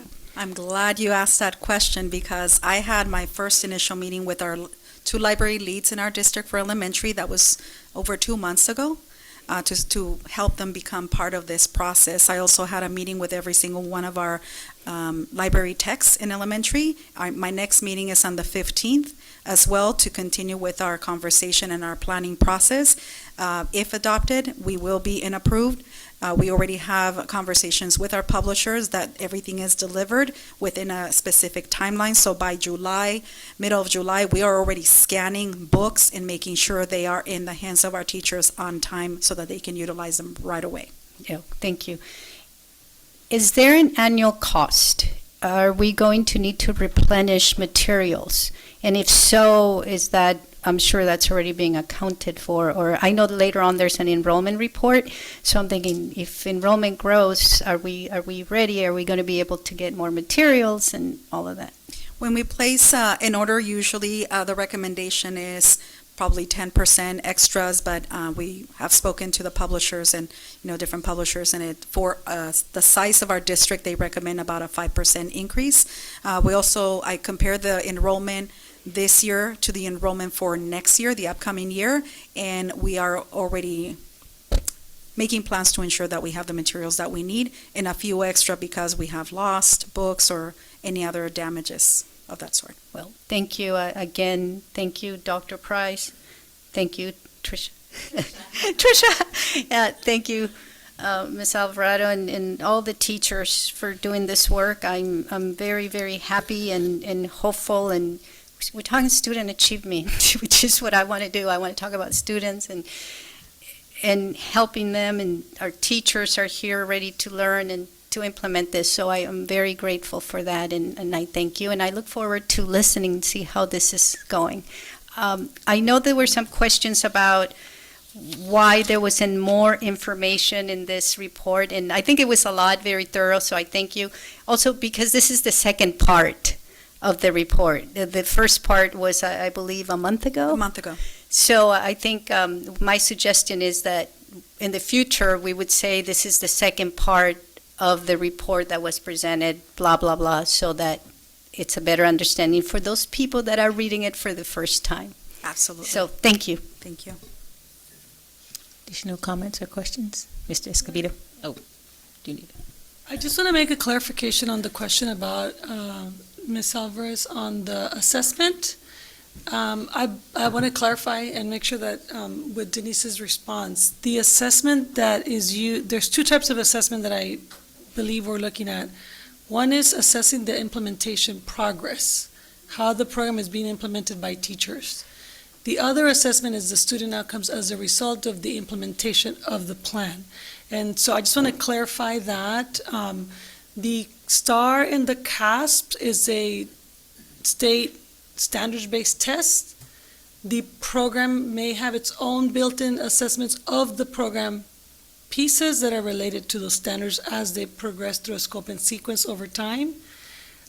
In relation to that, we did a similar rubric of implementation for IM and mathematics, for example, to make sure that teachers were implementing the full program. And so I think I just want to clarify that there's two different things. It's teacher implementation assessments of knowledge of the program, and then student outcome assessments. And I just want to make sure that that was the question you were asking and clarify those 2 points. Thank you. Okay.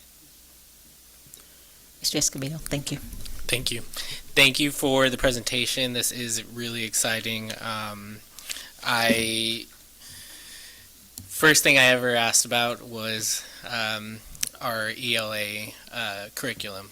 And to know that at that time it was already in the works and we had already started this process, and to look at how comprehensive each step of the process was is really encouraging.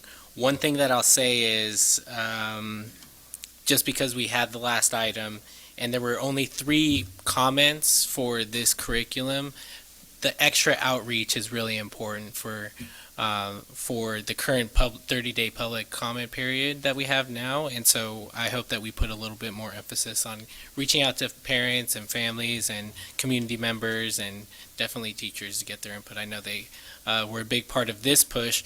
And so I do have a few questions. I know that we do not have the implementation plan for all 3 years fleshed out. It's a lot to do, and that's a long process to go about. We almost do. Almost? Oh, Almost done. See, you're ahead of me still, even today. So one of the things, and I don't need the answer today because, again, it's not fully fleshed out, but things and questions that I'm curious about that I'd love to hear about in the future. The number of hours of professional learning for our teachers. The touch points through the process, the implementation process with the teachers to get feedback, important feedback on where they need support. We know that we can try and plan for as many things that will come up, but even through the review period, as comprehensive as it was, there may be areas of opportunity for us to strengthen our implementation approach and being able to give ourselves the flexibility to pivot through those 3 years, because there are going to be moments where we're probably going to have to pivot based on the feedback that we're getting from our teachers.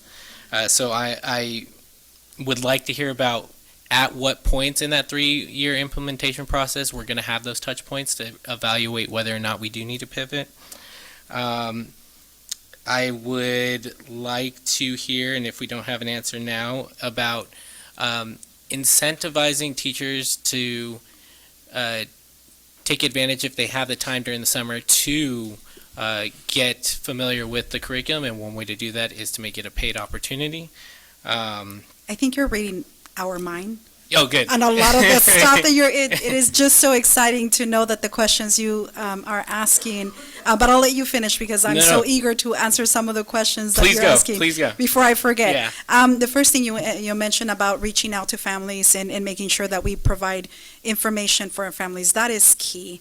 In order for us to have a successful implementation, not only the teachers, the students have to be involved, administrators, our community, our parents need to be involved and know what the curriculum is. So 2 things we did have, we hosted informational meetings at every single one of our schools to provide access, and not just at the district office. The other thing we're planning on, it's actually, this is a short version what we provided you. We have a longer version that we will be hosting town hall meetings for our parents so that they can come in and ask questions, see a little bit more. We can provide them a lot more information, more about the implementation. So that is more to come. The second piece was on the professional learning experience of teachers as well. We do have, our plan is to have almost monthly meetings provided for teachers. There's support for them from the publishers. It is very extensive and robust professional learning opportunities for our teachers that our principals have already carved out time in our entire calendar for next year, and that started 3.5 months ago. So we are being very intentional with the work that we're doing. Our calendar started second month into the school year because we knew that there was a need for this implementation, and we are meeting with everyone that needs to be involved in this process. And if we're forgetting, there's teachers, administrators, site who are reminding us of those needs. And then the last question was on, and we are bringing forward at a later meeting our professional learning plan so that we can explain to the community as well what that professional learning plan looks like as well.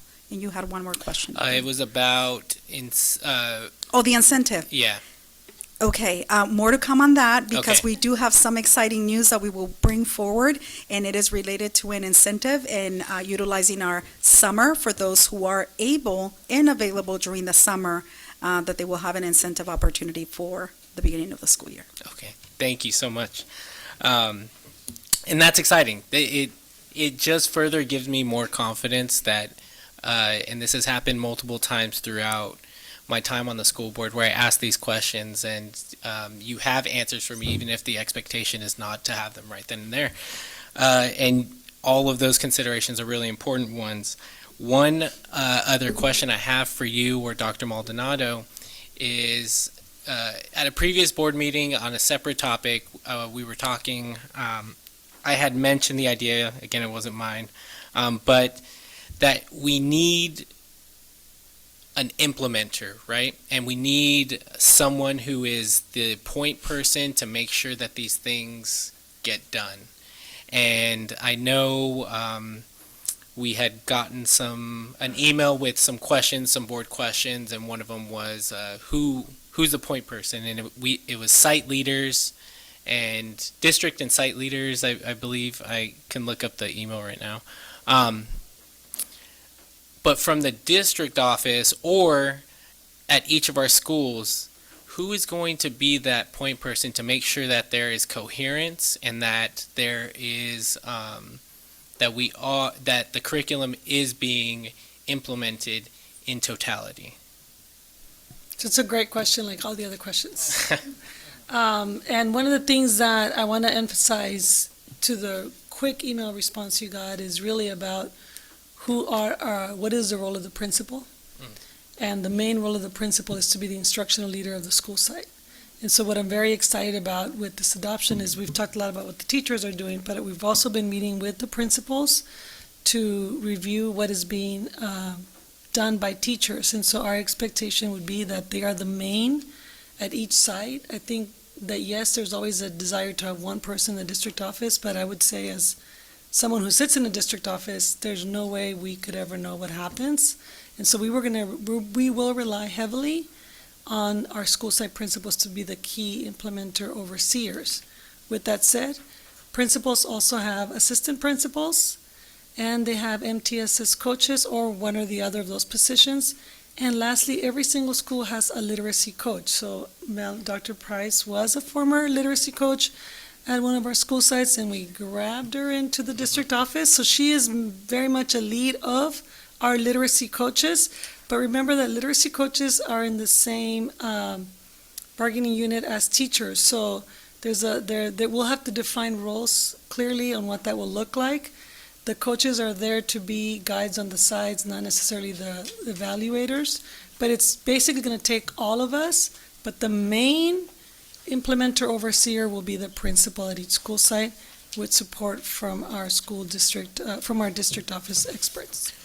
So, follow-up question on that, because there needs to, in my opinion, be not in a bad way, and I think there's a negative connotation to the word accountability, but some accountability and some feedback in between what is happening at the school sites and the board is more removed from that.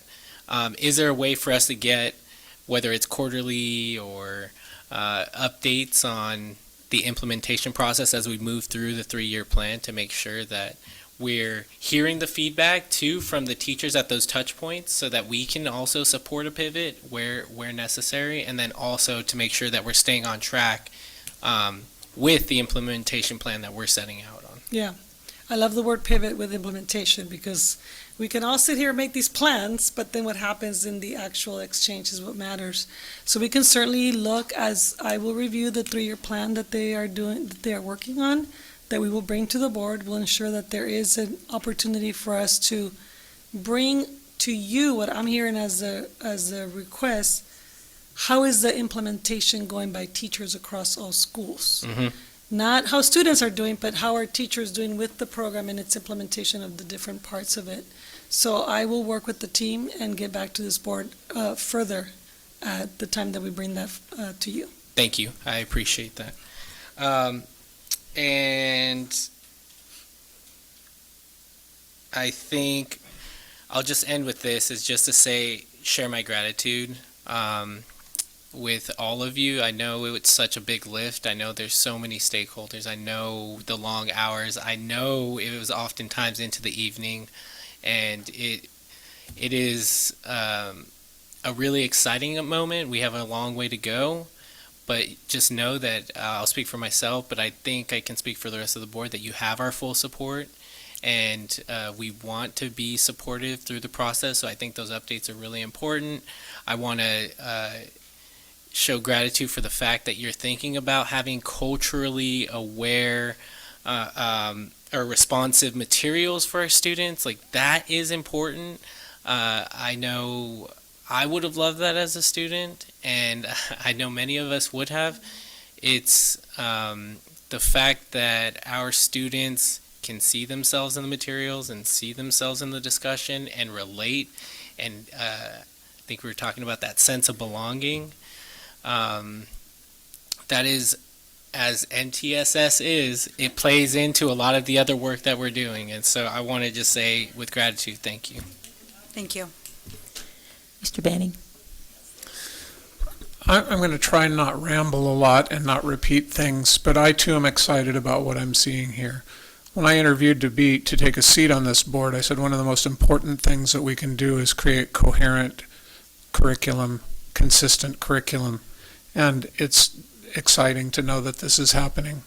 I do have some admonitions and some thoughts for everyone in the room. I had a professor that I'll never forget in my doctoral program at the University of Luverne, Dr. Jim, I've forgotten his name, Jim Cox, Dr. Jim Cox, who said, he was an expert in data and an expert in implementation, and he said, everything you do always takes longer than it does. And I want to be careful, because I was shocked. I knew that there was a problem with adoptions, but I was shocked to hear 2007 as the last time there was an adoption. And I'm not even asking the question, when was the last time that was adoption was held accountable to be happening in the schools? I'm shocked by that. And then I think about, if I don't get enough sleep all week long, it doesn't work to make it up on the weekends. This has been a long time coming. It's an enormous accomplishment. When I first asked about what was going on, I asked people in the community before I applied to be on the board, what's the biggest issue? Well, it's the curriculum. It's this literacy adoption. It's the stuff about transition and understanding the new science of reading and how it's being adopted and all of that kind of stuff. Well, what do you think about that? It's a huge task, and I don't know if it's going to happen. The superintendent is working hard to make it happen. There's some question about whether it's too fast to even get there this year. And here we are. Kudos. just so excited. Thank you. I just had to share. So I want to talk about the training for a minute. And I want everybody to understand that it is not a matter of how fast you implement. It's a matter of whether you do so properly and consistently and persistently and don't stop. And don't relax and say we're done. I also am curious about a couple of other things. Will there be any kind of purging or collection of non- or unadopted materials and restriction of disproven strategies in the classrooms? And what will we do, this term has already come up, what will we do to create the systemic accountability that goes along with the professional development? We will pay our teachers, we will include them, we will give them the time, we will do everything we can to get this adoption in place.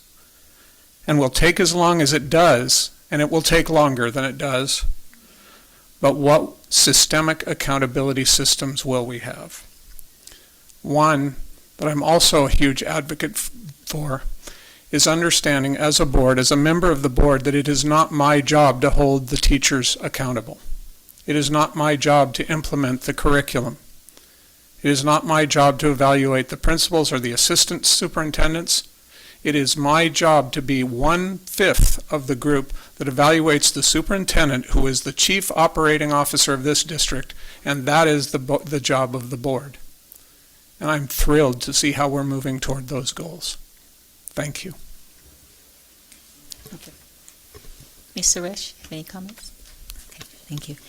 Well, I won't further this any longer other than to say that I just appreciate the comments from my colleagues and really appreciate the presentation and the work and the diligence that is taken to continue this forward. And I too was thinking about 2007. Of course, that process came along before being seated on this board.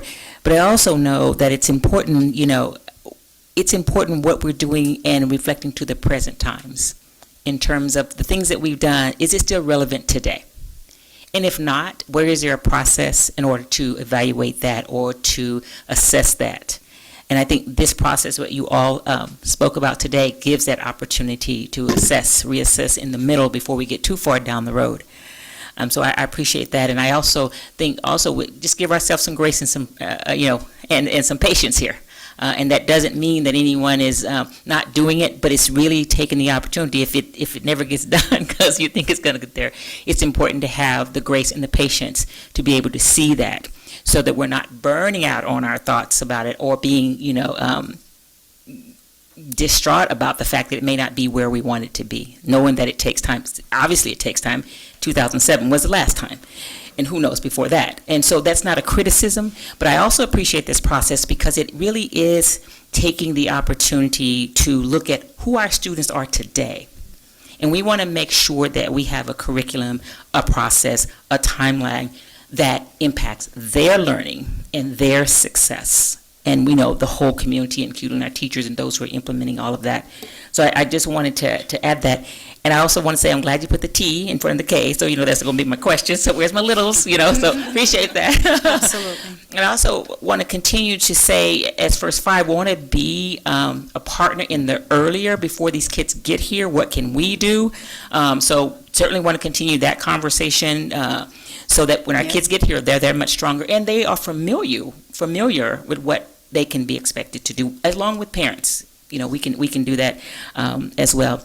And lastly, I'll just say, have we had any input from the students? I know we haven't got that yet, but in these little test groups, what did they, what were some of their reactions to it? We did, as a class, we gathered some information. We were limited on our time, but we do have some feedback from our whole class and also individual students that our teachers receive regarding Wit and Wisdom and CKLA. I appreciate that, and as we're doing updates to the point that we need to have that information, if we could include that, that would be great. And maybe have them come here at some point and tell us, as you're thinking further down the road to do that. But again, thank you for the work everyone is doing. I really appreciate the efforts of make sure that the community is embracing this process and feeling like they're welcome to be able to bring their thoughts, and participation here. So I really appreciate the engagement efforts that you're doing. Ms. Sims-Moulton, may I ask that we allow our colleague on the board at the far end for some comments. I'm so sorry. I know you offered. I but, did. Okay, so wait a minute. I did do that. Yes. I was just admiring everything that y'all were saying that I forgot. I had something in my brain. I just wanted to say that this is everything that I wish I had and more. And I know, I was in elementary school 5 years ago. Embarrassing. Okay, but still, I feel like English has always been a very contentious subject area for me. I grew up always feeling very insecure about my English, and I felt like it had so much weight and so much, it dictated so much of my intelligence and so much of my potential, and I hated it more than anything. But this idea of making it culturally responsive, individually responsive, right, to the student, to their learning needs, to their background, to their identity, I think that's going to break down so many of those barriers that exist and allow us to see, ELA as something to help us build our capacity for communication and not as something that's just so punitive and so much you forgot a period, you might as well not be in school anymore, So I think this is truly such an important change that we're making, and I'm so excited to see how it not only affects literacy performance, but also how students just view themselves and their self-esteem and their self-worth, especially in school at such a young age where they're building that. So thank you so much for bringing this and for pushing this, and thank you for providing for a whole new generation of kids. Thank you. We will never forget about the students that we serve in our district. And 60% of our students are Latino in our district. We will not forget about that. We will not. I also think this is an opportunity to increase the literacy of our community, because once we do that, it absolutely changes the trajectory of this community and our students and seeing themselves. So I think that's really, I think we're just all excited about the possibilities. So let me not forget the action we need to take. So, I need a motion here to approve this, Ms. Alvarez. I'm so proud to make this motion. I'm so happy I was at the Literacy Task Force, and I look forward to that headline, that news release tomorrow that says Santa Barbara Unified adopts science of reading. We're moving forward. We're turning the page. So I move that we approve this curriculum as presented. Okay. Second. Okay, it's been moved and seconded. All in favor, please raise your hand and say aye. Aye. So moved. Okay, thank you. Okay, that moves us to item H3, approval of Lacuna Junior High School to complete the International Baccalaureate application for middle years programs. Who's Dr. Sheffield and Dr. Brock will come up for this item. Okay, thank you. Okay. We'll just let them clear out a little bit before you get started so we can hear you. We'll just hold a minute for everybody's.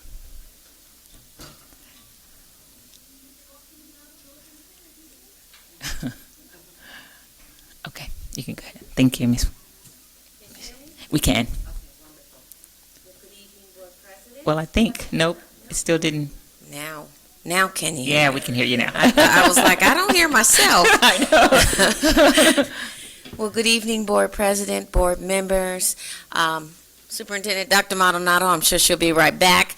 Very excited to be here to talk to you about completing our continuum of International Baccalaureate, introducing the Middle Years Program, MYP program, to La Cumbre Junior High School. And so just as we're going to go through this, I'm sure you've had an opportunity to look at this, but, there are a variety of reasons why we want to do this, but most importantly, we want to provide opportunities for our students to be creative, critical, and reflective learners. And so we want to provide a variety of opportunities for our students, and we think the MYP program will do that for us. Good evening, Board President Simoten, board members. We've been having a conversation at La Cumbre coming out of the pandemic and really talking about not only as a district but as a school. And we've been asking ourselves, what is our vision for student excellence? Okay, great. Do you want to tap me? Thank you.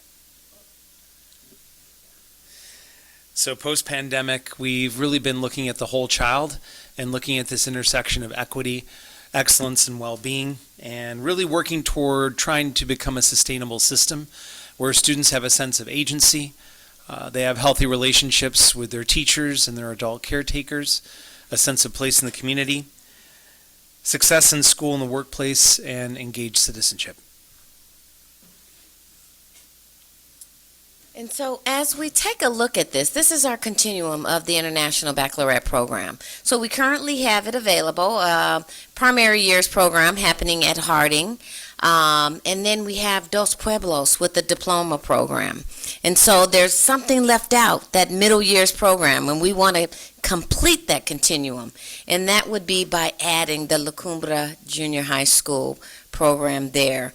And so that's what we're looking at, completing that continuum, making sure our students have that opportunity to carry through from elementary to junior high school and then high school. The IB's mission and action is really represented in the learner profile. You'll see this when you go into Harding, you'll see this when you go into DP, and it really serves to cultivate student agency by describing the aspirations of a global community and really reorienting this new vision of excellence and success beyond just academic outcomes. And so we just want to make sure that we provide a variety of opportunities. And so looking at the concept of providing opportunities not only in the school, but also including our community.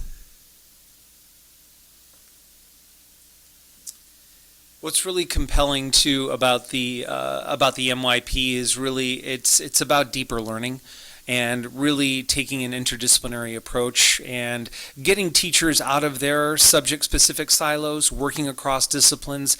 It's really 21st century learning in action. And I think what's also really exciting about it is a community project. This is a photo of two 8th graders from an IB school down in San Diego. And what these 8th graders did as a culminating project is they collected signatures, presented in front of a governing board such as this, and were empowered to act to rename a field in their community to honor African American educators who integrated schools in the 1940s that uplifted their community. And I think that would be a great capstone project for our students at La Cumbre. Is this Jeremy? So finally, the application for candidacy, when we only have one mic, we've got to elbow each other out of the way here. So the application for candidacy, if the board approves what we are proposing this evening, we would submit the application for candidacy this month. They would get back to us in approximately 30 days with approval, and then we would work as a candidate school implementing aspects of the IB over the next 2 years. And then as we take this journey together, we would invite IB, much as we would a WASC overview, to then come to the school, visit, and if we met their metric, then become authorized as a full IB school.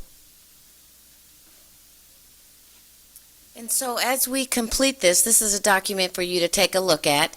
It really goes through detailed as we go through what are the requirements for candidacy. But I'd like to speak to the IB program as a person that used to be a principal of a diploma program. And so I understand what it means to be critical thinkers, to use that IB profile and really have our students embrace their opportunities to learn. And so we come to you tonight to ask you to approve the opportunity to apply for candidacy and move forward with the process to actually become that school. Thank you. Okay. No request to speak. I got the finger, no request to speak. Okay. Board members, any questions and comments on this item? Okay. Ms. Alvarez? What is the impact to teachers? Yes, the impact to teachers is we had a panel from Harding Elementary speak to our staff last month because that's been the big question. How is IB different? And I appreciate the question, Ms. Alvarez, because I know we're hearing a lot from our teachers about just initiativitis. So how is this going to be different than what we're already doing? And really what IB does is it simply layers a framework on top of what teachers are already doing, but then creates opportunities for them to work across disciplines, and it creates structures for us as administrators and counselors to start thinking vertically instead of just horizontally across the school. It also provides opportunities, especially at La Cumbre. We have been suffering from declining enrollment, some deficit perceptions in our community about our school, and it really provides us with an opportunity to create electives. There's a really strong world language program history at our school, bringing that back again and really making sure that we're providing a robust education for all of our students and families. So there is support from your teaching staff to do this? There's buy-in?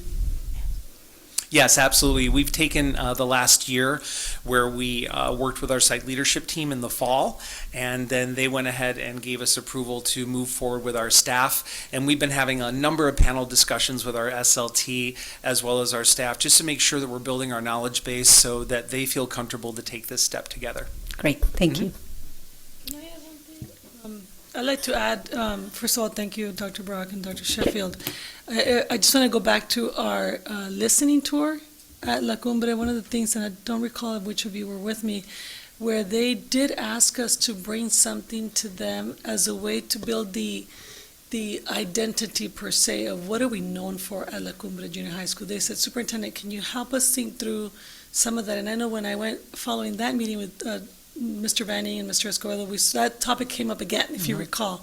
You know, what is the thing that we really want to know for? We want to bring back local families, and we feel that this reputation we have of maybe being a school that doesn't help for something that's like a signature program like IB that really sets high, rigorous expectations, because that's what we want for all kids. And so I'm just sort of sharing back to what I heard your teacher say, or your staff, in that first listening tour, and then following when we met with some of the team members. I believe strongly that this is going to give them that frame of reference. I do want to add that I think to your question, it's going to be a lift. It's not like, you know, they approve and that's it. So there is going to be a lot of work that will need to be done, and I think if we get approval to go forward today, we can bring that back to them and really look into doing what we just did with the adoption plan, which is, so what will the professional development look like? What does that mean for the PLC time that we use?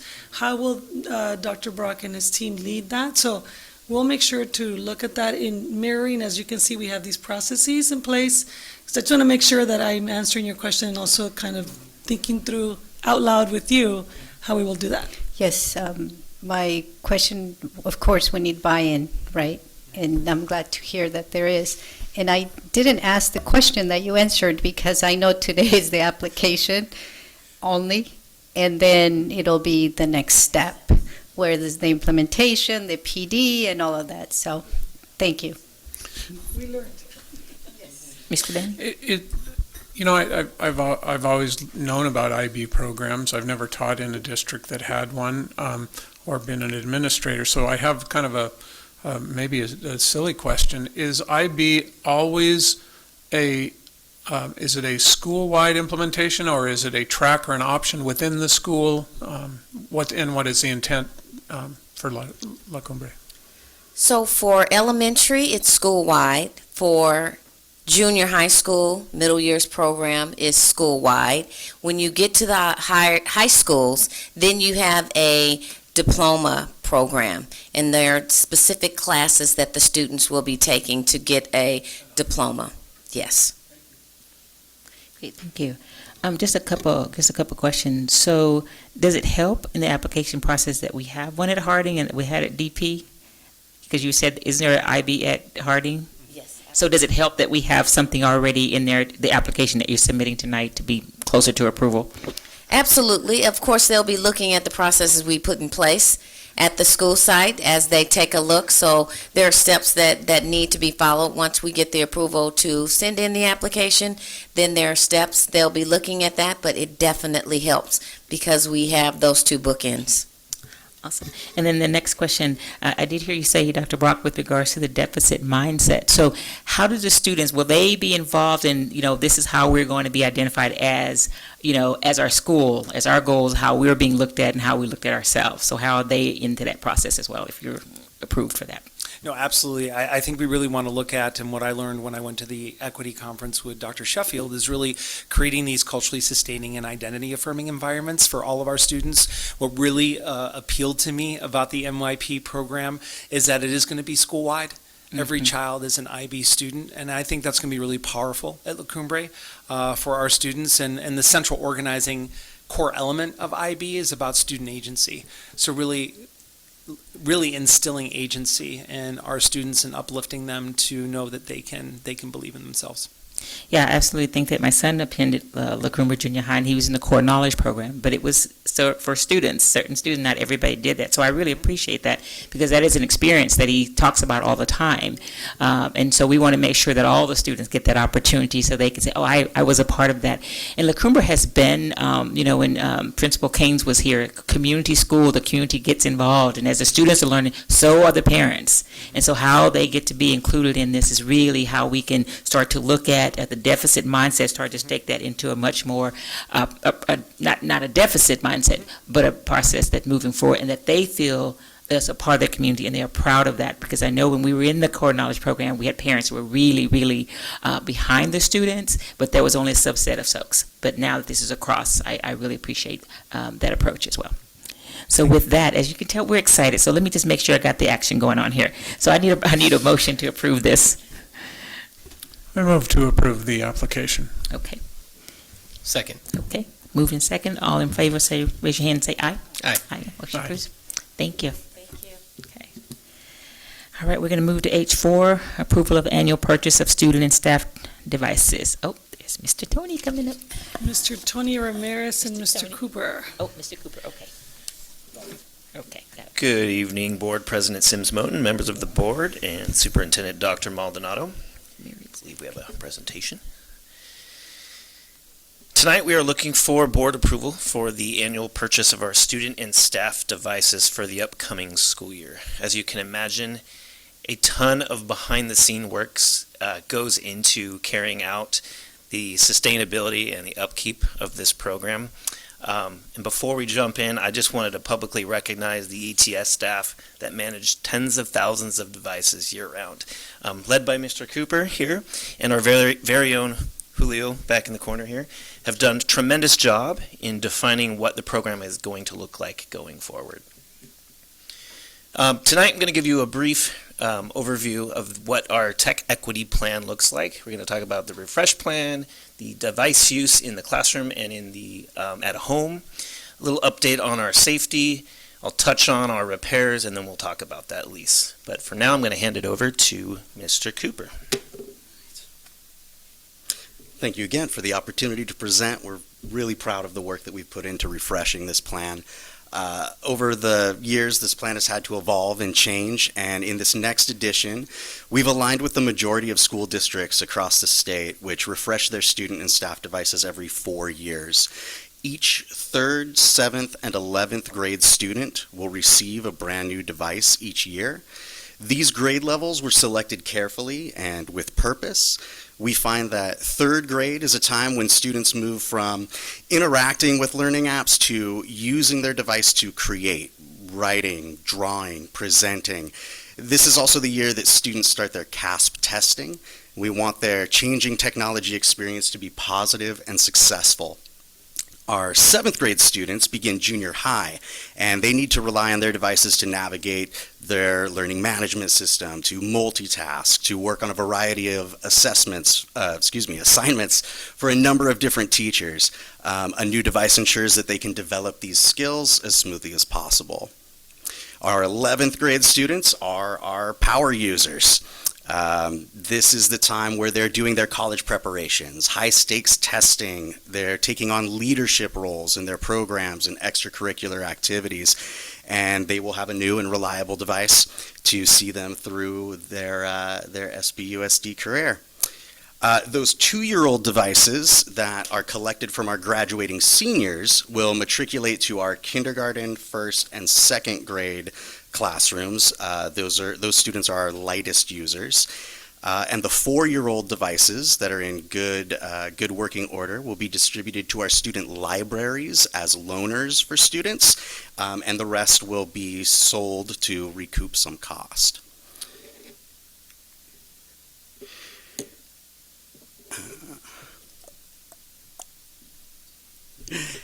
After gathering feedback from our elementary principals, teachers, and parents, next school year the elementary iPads will stay in the classrooms in secure charging carts.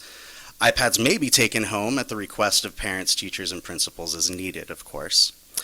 This model aligns with nearby districts and was unanimously decided across all school site tech committees and principals. We believe that in addition to the ease of screen time management and content management for parents, that we will also see a decline in damages and charging issues. The student iPads for grades 7 through 12 will continue to be offered as a daily take-home program, including over summer break.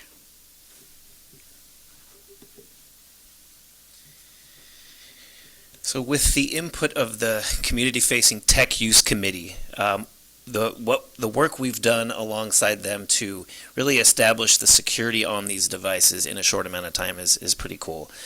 We've come a long way, and we recently adopted LineWise to secure those iPads to make sure that they have the right filtration, whether they're in the classroom, whether they're at home, or on the soccer fields.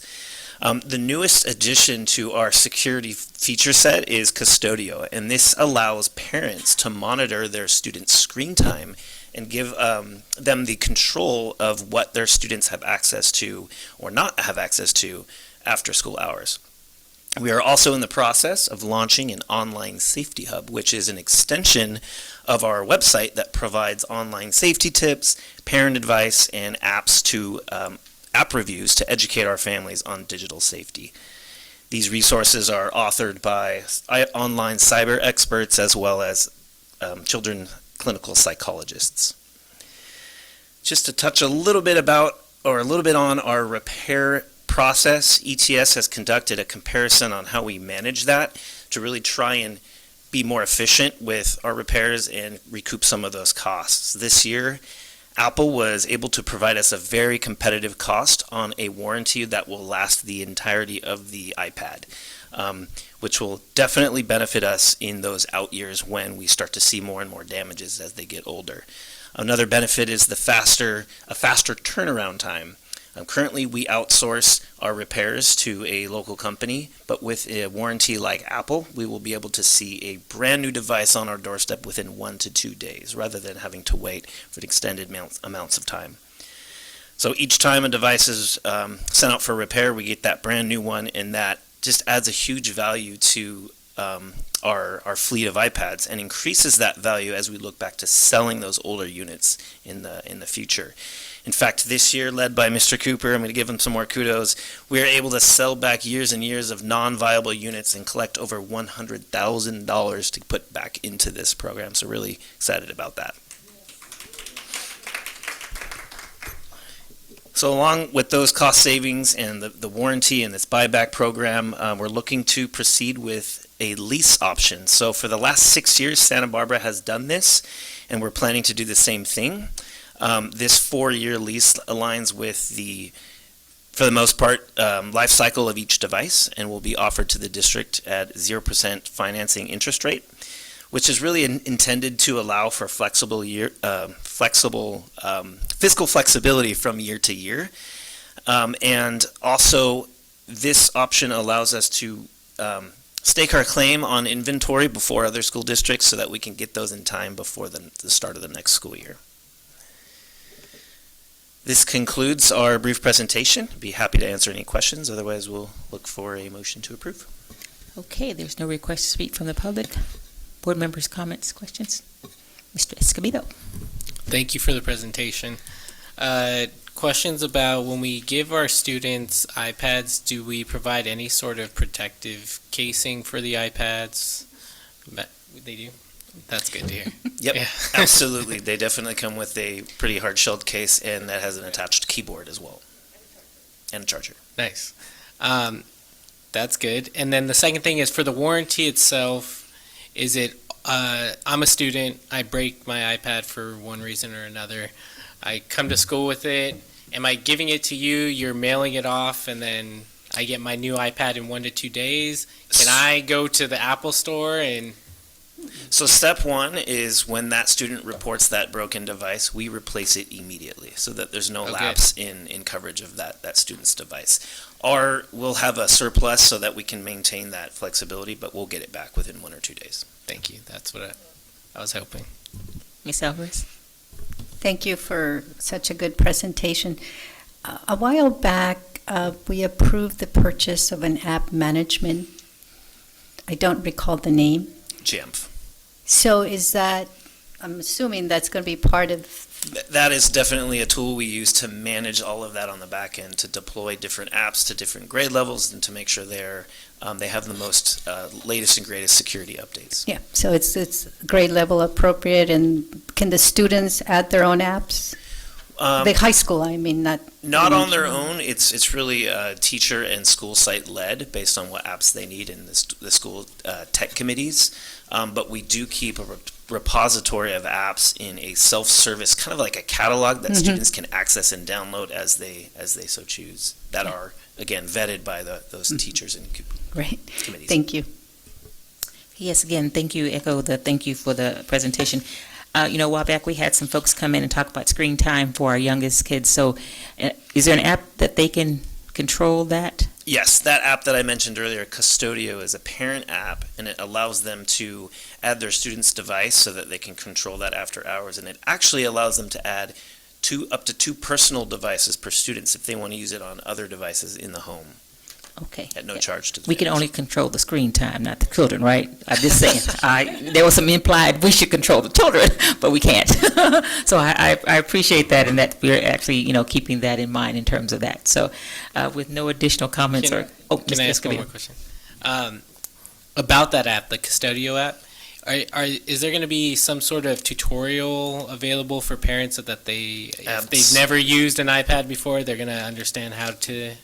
Absolutely. use it for So the- we'll be sending out resources in the coming weeks on how to get that set up for them. And it may be a little late in the school year, but one of our big pushes at the start of next school year is to really double down on giving those offerings to our families and have regular opportunities for them to learn how to In download English that and music. Spanish as well? Correct. Okay, Yes. thank you. Okay. With that, may I have a motion to approve? So moved. Ms. Alvarez? Second. Ms. Escobedo, motion and second.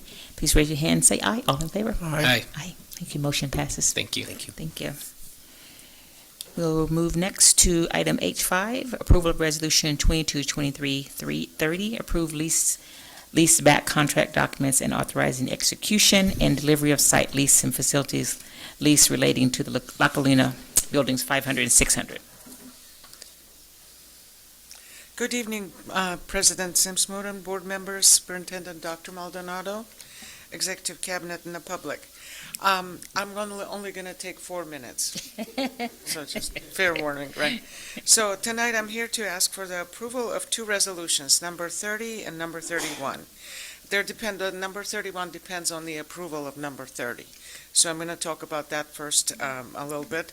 Resolution 30 presented by us is requesting the Board of Education to approve the leaseback contract, all the documents, and authorize the execution and delivery of the site lease and facilities lease for the La Colina Junior High School buildings 500 and 600 roofing replacement project.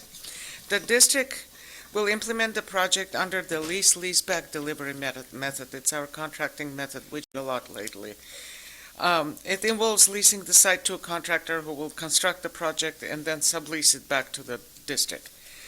This project has already been approved by the board on December 12th last year, and awarded to Edwards Construction Group. This was a competitive process. We had quite a few applicants, and we selected Edwards. And they came up in the next resolution, when I talk about the pricing, they came up with a competitive price as well. I would like to ask you for the approval of this resolution so that we can move on with this project. If you have any, I'm happy to answer any questions. Okay, there are no public requests to speak on this item, board members. Any questions? Hearing none, need a motion to approve? So moved. Second. Okay, moved in second. All in favor, please raise your hand and say aye. Aye. Aye. Motion passes. Thank you. So the next resolution is number 31. That's requesting approval for the guaranteed maximum price, which is within the parameters that we have established and good practices. We had independent review, independent estimate made by a third-party company. So the GMP for this project, the guaranteed maximum price, is $2,413,120. I would like to ask the resolution also adopts the project-specific plans and specifications, and there will be no or whatever minor revisions. But this would be the price, and it's with the lease-back contract.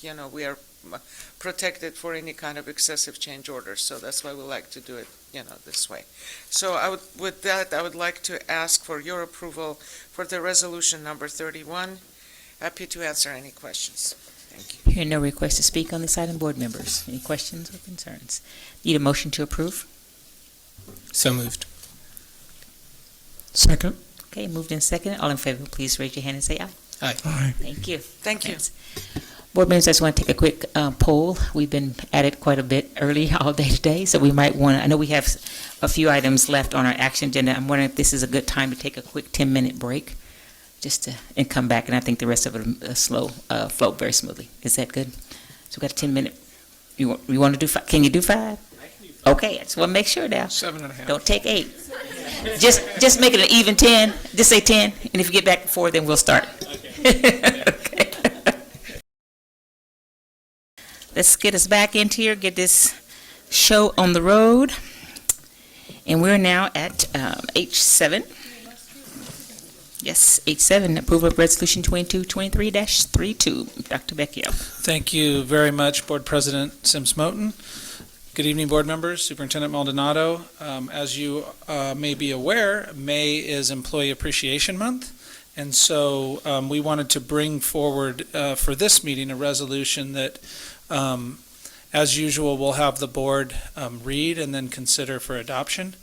This resolution really outlines the not only Employee Appreciation Month, but also the different aspects of the month and the different recognitions that we do throughout the month for different types of employees. So I also wanted to make note before we get started on the resolution that May 17th is our Employee Appreciation Celebration, which we will do at Bolero in Goleta. And so we look forward to that, and we have received from the community a large number of donations to raffle off to our staff members. So, and I mean a large number. So my office has been working with the community and businesses, and they've been very generous this year to us. So with that, I'd like to begin, turn it over to you, Board President Sims Moten, and for the reading of the resolution. Okay, and first of all, we want to thank the community for their support and their generosity. So, board members, you have the resolution before you? All right. Whereas certificated, classified, management, and other education professionals provide valuable services to the students of Santa Barbara Unified School District, and Whereas certificated, classified management and other education professionals contribute to the establishment and promotion of a positive and productive instructional environment, and Whereas certificated, classified management, and other education professionals serve a vital role in providing for the welfare, safety, and educational needs of Santa Barbara Unified School District students, and Whereas certificated, classified management and other education professionals employed by the Santa Barbara Unified School District strive for excellence in all areas relative to the educational community, and whereas the Board of Education declares May 1st, 2023 as School Principals Day in Santa Barbara Unified School District, and whereas the Board of Education declares the week of May 8 to 12, 2023 as National Teacher Appreciation Week in the Santa Barbara Unified School District, and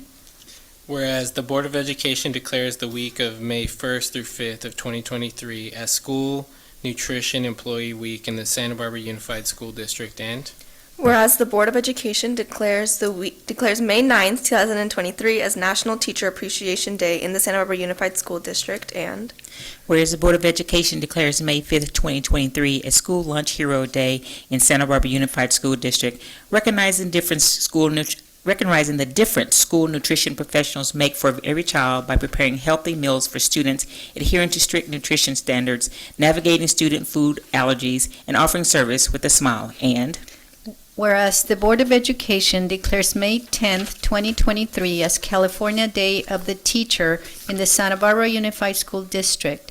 Day of the Teacher arose out of legislation co-sponsored by the California Teachers Association and the Association of Mexican American Educators. Senator Joseph Montoya wrote the bill, and it was adopted in 1982.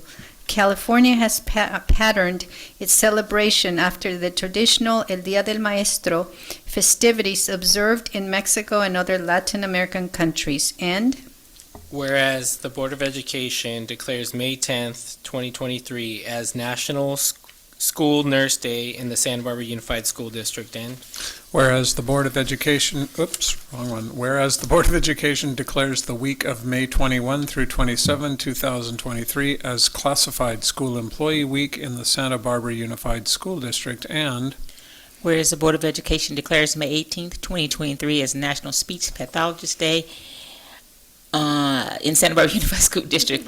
In 2010, the United States dedicated May 18th as National Speech Pathologist Day, and whereas all employees of Santa Barbara Unified School District answer the call to action and serve the community by opening schools, adapting to pandemic restrictions, supporting students and families, even while also experiencing the pandemic in their personal lives, and therefore be it resolved that the Santa Barbara Unified School District hereby recognizes and wishes to honor the contribution of the certificated and classified professionals to quality education in the state of California and in the Santa Barbara Unified School District.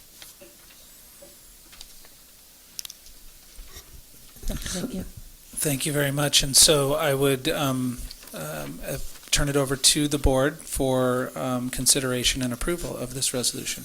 Okay, no request to speak from the public. May I have a motion? So moved. Second. All in favor, please raise your hand and say aye. Aye. It's getting late, it's getting late. Okay, so, okay, we're going to move to item HA.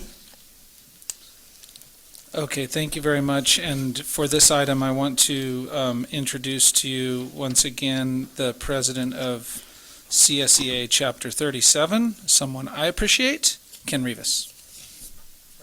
There you go. So do you have that?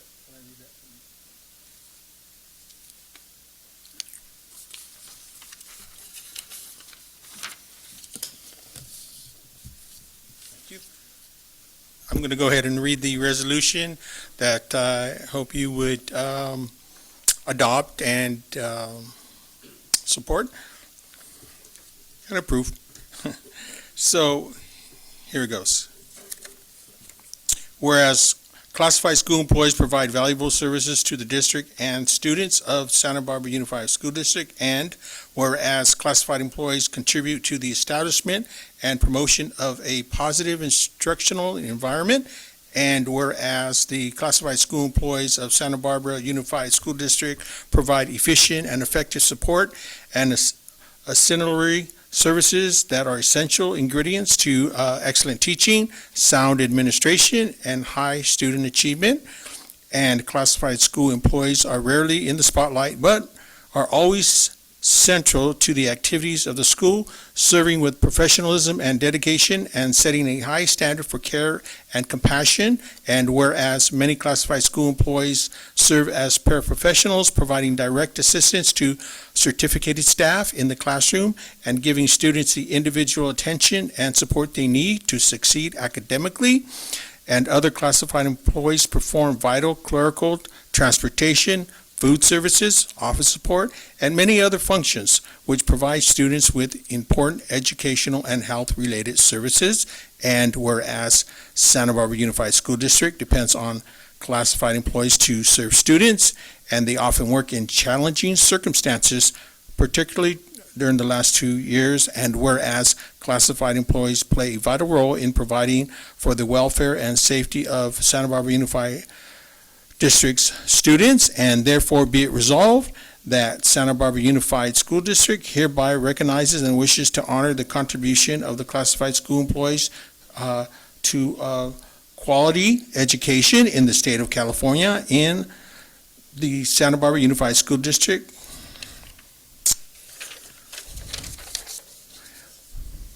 And declares the week of May 21st through 27th, 2023 as Classified School Employees Week in the Santa Barbara Unified School District. Thank you. Thank you. Thank you, Mr. Rivas. There is one request to speak on this item.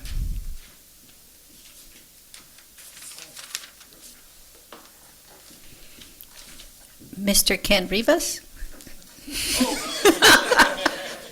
Well, that's a simple one. Just, on behalf of the classified school employees, we support this resolution and hope you do as well. Thank you. Yeah, you checking our sense of humor at the end of the day, right? So, okay. Hearing no additional public requests to speak. Board members, any questions or comments? Hearing none, I move approval. I need a motion to approve. So moved with great appreciation for our classified employees. Second. Second, moved and seconded. All in favor, please raise your hand and say aye. Aye. Aye. Thank you. Motion approved. Moving to H9. Well, say it. All right. Yes, so the human recommendations for this board meeting are before you, and I'd just like to highlight a couple things. In that first section, we have some promotions that I wanted to make mention of. I know the board has expressed interest repeatedly in us really finding ways to have pathways for our employees to move up into more advanced positions. So Daisy Ochoa was here, and although she was in a director position, she had a passion for wanting to become a site principal, and so I just really wanted to put her in this category of really being able to achieve that, something that she's wanted to do for a long time, and we're really proud of her professionalism and her work. And then you'll notice there's 3 others in that certificated management space. Stuki Hernandez, who's serving as a special ed teacher, will become a dean of student engagement, so she'll move into the management realm. And then Ed Gomez will move from an assistant principal at junior high to a high school assistant principal. And then Jesus Campos was serving as dean at La Cumbra, and since Ed Gomez is moving over, Jesus Campos will be promoted into that assistant principal position. So congratulations to them.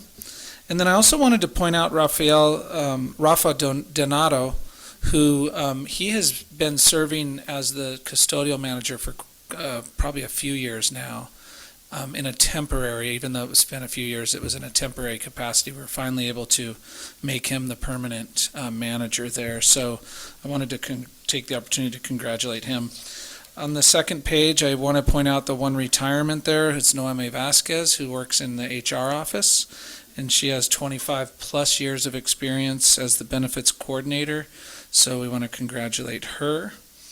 I also have some classified promotions listed there. Benisaldo Hernandez, Brenda Pichardo Vega, Lucia Rito Silva, and Maria Fernanda Salazar, all taking on new positions and promotions. And then, let's see, one other item. Again, I want to call out the premium pay section, because we have 6 more either additions or increases to the bilingual premium pay. And we also have 3 total bachelor's degrees, premium pay. And with that, I'd like to turn the list over to you for your consideration. No requests from the public to speak. Board members, any questions or comments? Report. Thank you, Dr. Vecchio. May I have a motion to approve? I move to approve the report, the recommendations. Second. Motion is second. All in favor, raise your hand and please say aye. Aye. Motion passes. Thank you, Dr. Vecchio. We're next moving to H10, item H10. Ms. Alvarez.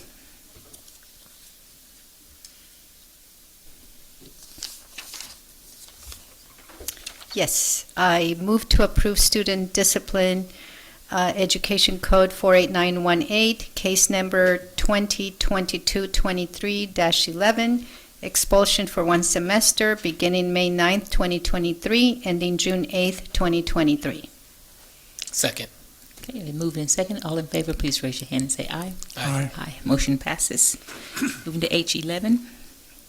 I move to approve Student Discipline Education Code 48918, case number 2022-23-18, expulsion for 2 semesters beginning May 9th, 2023, ending January 26, 2024.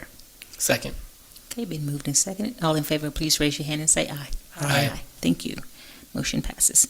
Now we're moving to H12, approval of resolution 2022-23. I see Ms. Edison making her way to the podium.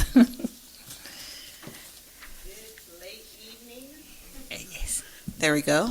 Madam President, Superintendent, and Board, May is Mental Health Awareness Month, and in preparation for this month, we've had some activities leading up to May. As we know, mental health is not only at the forefront in this day and time, given the pandemic, but also is an everyday concern for us, for students, families, and staff. We have had our staff participate in a healthy competition across school sites, completing Cognito modules. Cognito is a professional learning platform that teaches how to identify the warning signs of emotional and mental distress and how to approach students in a way that does not trigger them further, and then how to refer them to long-term services and supports. I believe on the dais you do have a copy of all the modules that are available through Cognito, but for the month of April, the healthy competition was just used with the at-risk module. I would like to report we have 269 staff members across all of our schools that completed the modules. That means those are 269 sets of eyes who can look out across our campus and identify students who might be in emotional and mental distress, and now have a skill set to be able to approach them. That was just the kickoff for this month. We've also provided all of our school sites with swag for students and staff promoting healthy habits, and I believe you also received a little trinket as well in honor of that celebration. So we bring this just to acknowledge that mental health is an issue for all of us to be aware of and offer supports, and I ask that you would approve the resolution that was presented to you tonight. Okay, not hearing any requests to speak on this item, from the public. Also, Kalia, as we start to read this, as you get down to the second where it says Wendy, the second Wendy, if you'll just take that place right there and read that, okay? So I will start us off. Whereas mental health is a critical component of overall well-being and success, and the mental health challenges faced by students can significantly impact their academic and personal growth, and Whereas approximately 1 in 5 California children experience a mental health challenge each year, and 70% of California students who need mental health services do not receive them, making it essential to prioritize mental health awareness and education in schools to support the need of our children and families. And Whereas promoting awareness and understanding of mental health issues is essential to reducing the stigma and discrimination, improving access to care, and ultimately saving lives. And Whereas the COVID-19 pandemic has presented unique mental health challenges for students, families, staff, and adults, including increased stress, anxiety, depression, isolation, illness, impending homelessness, and trauma. And Whereas May has been recognized as Mental Health Awareness Month since 1949, and many organizations and communities across the country use this time to raise awareness, reduce stigma, and advocate for policies and services that support mental health. And whereas this school board recognizes the importance of mental health awareness and education in supporting the health and well-being of our students, staff, families, and greater community. And Whereas children, youth, and adults can recover from mental illness and lead successful, full, productive lives at school and in the community. And Whereas schools that implement comprehensive mental health systems see improved academic performance, fewer special education placements, decreased disciplinary actions, and higher graduation rates. And whereas the school board is dedicated to meaningful collaboration with our families, community agencies, and the district's employed mental health professionals to continue to improve the range of services provided to meet the mental health needs of our students from early childhood to young adulthood. And Now, therefore, be it resolved that this school board encourages all students, staff, families, and community members to participate in Mental Health Awareness Month activities and to engage in ongoing efforts to promote mental health, reduce stigma, and support those who may be struggling with mental health challenges. be it further resolved that this school board supports efforts to increase access to mental health services and supports for students and families and advocates for policies and funding that prioritize mental health awareness, education, and diverse representation and care in our schools and in the community by adopting the month of May as National Mental Health Awareness Month. thank you, Ms. Edison. There's no request to speak. Board members, hearing no additional questions and comments, may I have a motion? I move to approve the resolution. I second. Motion is second. All in favor, please raise your hand and say aye. Aye. Motion approved. Thank you. Next, we're moving to H13, Amendment of the Chief Operation Officer Employment Agreement. Superintendent, is that you? Thank you, board members. I'm proud to bring forward this item to extend the contract for Mr. Steve Vance as Chief Operation Officer for a term of 2 years. Hearing no request to speak on this item. No, she gives me the signal. Board members, any comments and or questions? No comments or questions. May I have a motion to approve? I move to approve. Bill, I was going to move. Oh, well, then go right ahead. No, I'll second. Thank Mr. Vance with great appreciation for choosing us. We are very lucky to have you and appreciate the work that you do. So I second the motion. We're lining up to approve is what we're doing. It's been motioned and seconded. Please raise your hand for, say all in favor. Aye. Aye. Aye. Motion approved. We're moving to item H14. Thank you. Similarly, I am asking the board to approve the extension of the contract for Ms. Kim Hernandez as our Assistant Superintendent of Business Services for a term of 2 years. Okay, I got the signal. Now, there's no additional comments. Any questions or comments from the board? May I have a motion to approve? I move to approve with great gratitude, appreciation for all the work that you do. It's very difficult to find qualified school business officials of your caliber. So thank you for choosing us, and I move that we approve. Second. Okay, all in favor, please raise your hand and say aye. Aye. All right, thank you. Thank you both for your service and your work. Okay, we'll move to H15, the second reading and approval of 2023 Uniform Complaint Procedures, Policies and Procedures. Okay, Dr. Vince, we put you to work right away, right? Got to earn your keep. Exactly. It's my pleasure to bring to you the second reading of the policy. We brought it up last board meeting. So I'm actually recommending that you move ahead and go ahead and bring it up as a vote for approval. So that's my recommendation. Thank you. No request to speak. Board members, any comments or questions? Hearing none, may I have a motion for approval? So moved. Second. All in favor, please raise your hand and say aye. Aye. Aye. Motion approves. Short work today, right? Okay, here's Next another long yeah, one. It's going to be short. Okay, we go to H15. Right, the Williams. So again, we brought it up at the first reading at the last board meeting, and again, recommending this to be moved to the approval. Thank you. No request for public. Board members, any comments or questions? Hearing none, may I have a motion for approval? So moved. Second. All in favor, please raise your hand and say aye. Aye. Thank you. Motion passes. Thank you, Mr. Vince. All right. we're moving it along. So we're going to go to I-1. Is that you, Miss Edison? She got it. I know she'll be.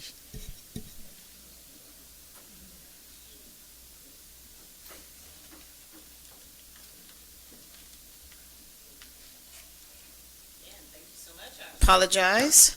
I didn't anticipate my partner to go so fast there. So I am back. As you know, we are keeping our eye on the prize and being very transparent with our data around our racial incidents and ensuring that we're being responsive as that data comes up. So there's a lot of work that's going on behind the scenes that's not a part of this presentation, but as you know, I have been highlighting some of those efforts in the presentation. Just want to go ahead and say we've had 7 racial incidents since our last report across 5 schools, and that time period was the 14th of April through May 1st. We can see, again, we are tracking and watching the longevity of the data. This shows that we've had 5 of the incidents at the junior high level and 2 at the high school level.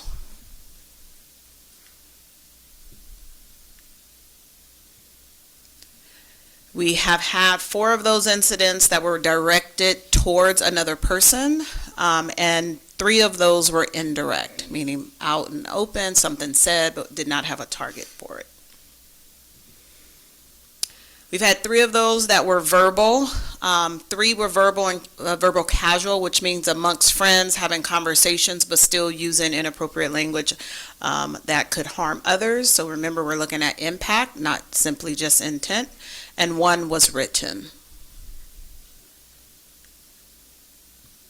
I do want to link multiple initiatives. I heard you all as a board tonight using some of those MTSS practices, so I appreciate hearing you speak that back to me as we try and transform an entire system. It's complex work, and we're doing this every day with every decision, and we're using data to guide our decisions.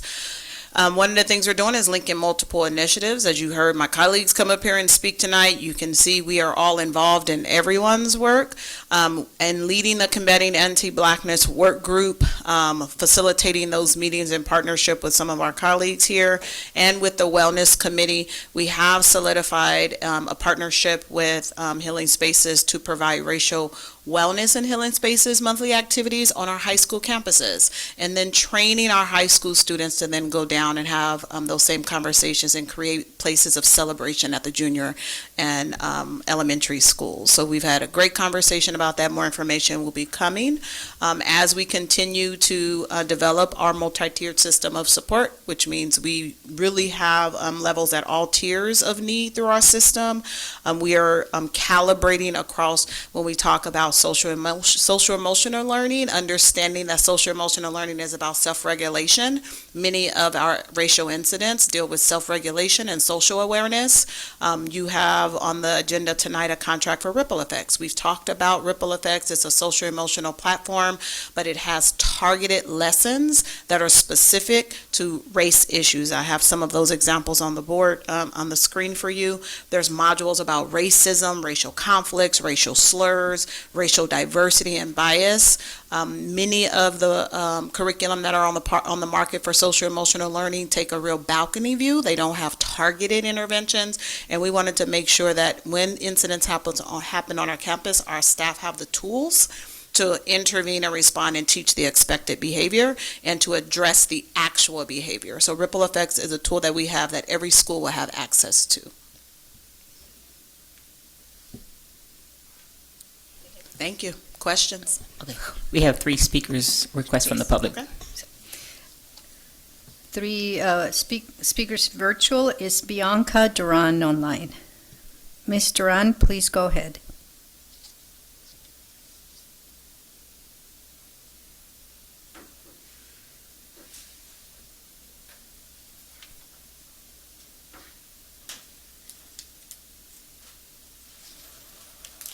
When you get your next big idea, We can't hear you. probably have to We cannot hear you.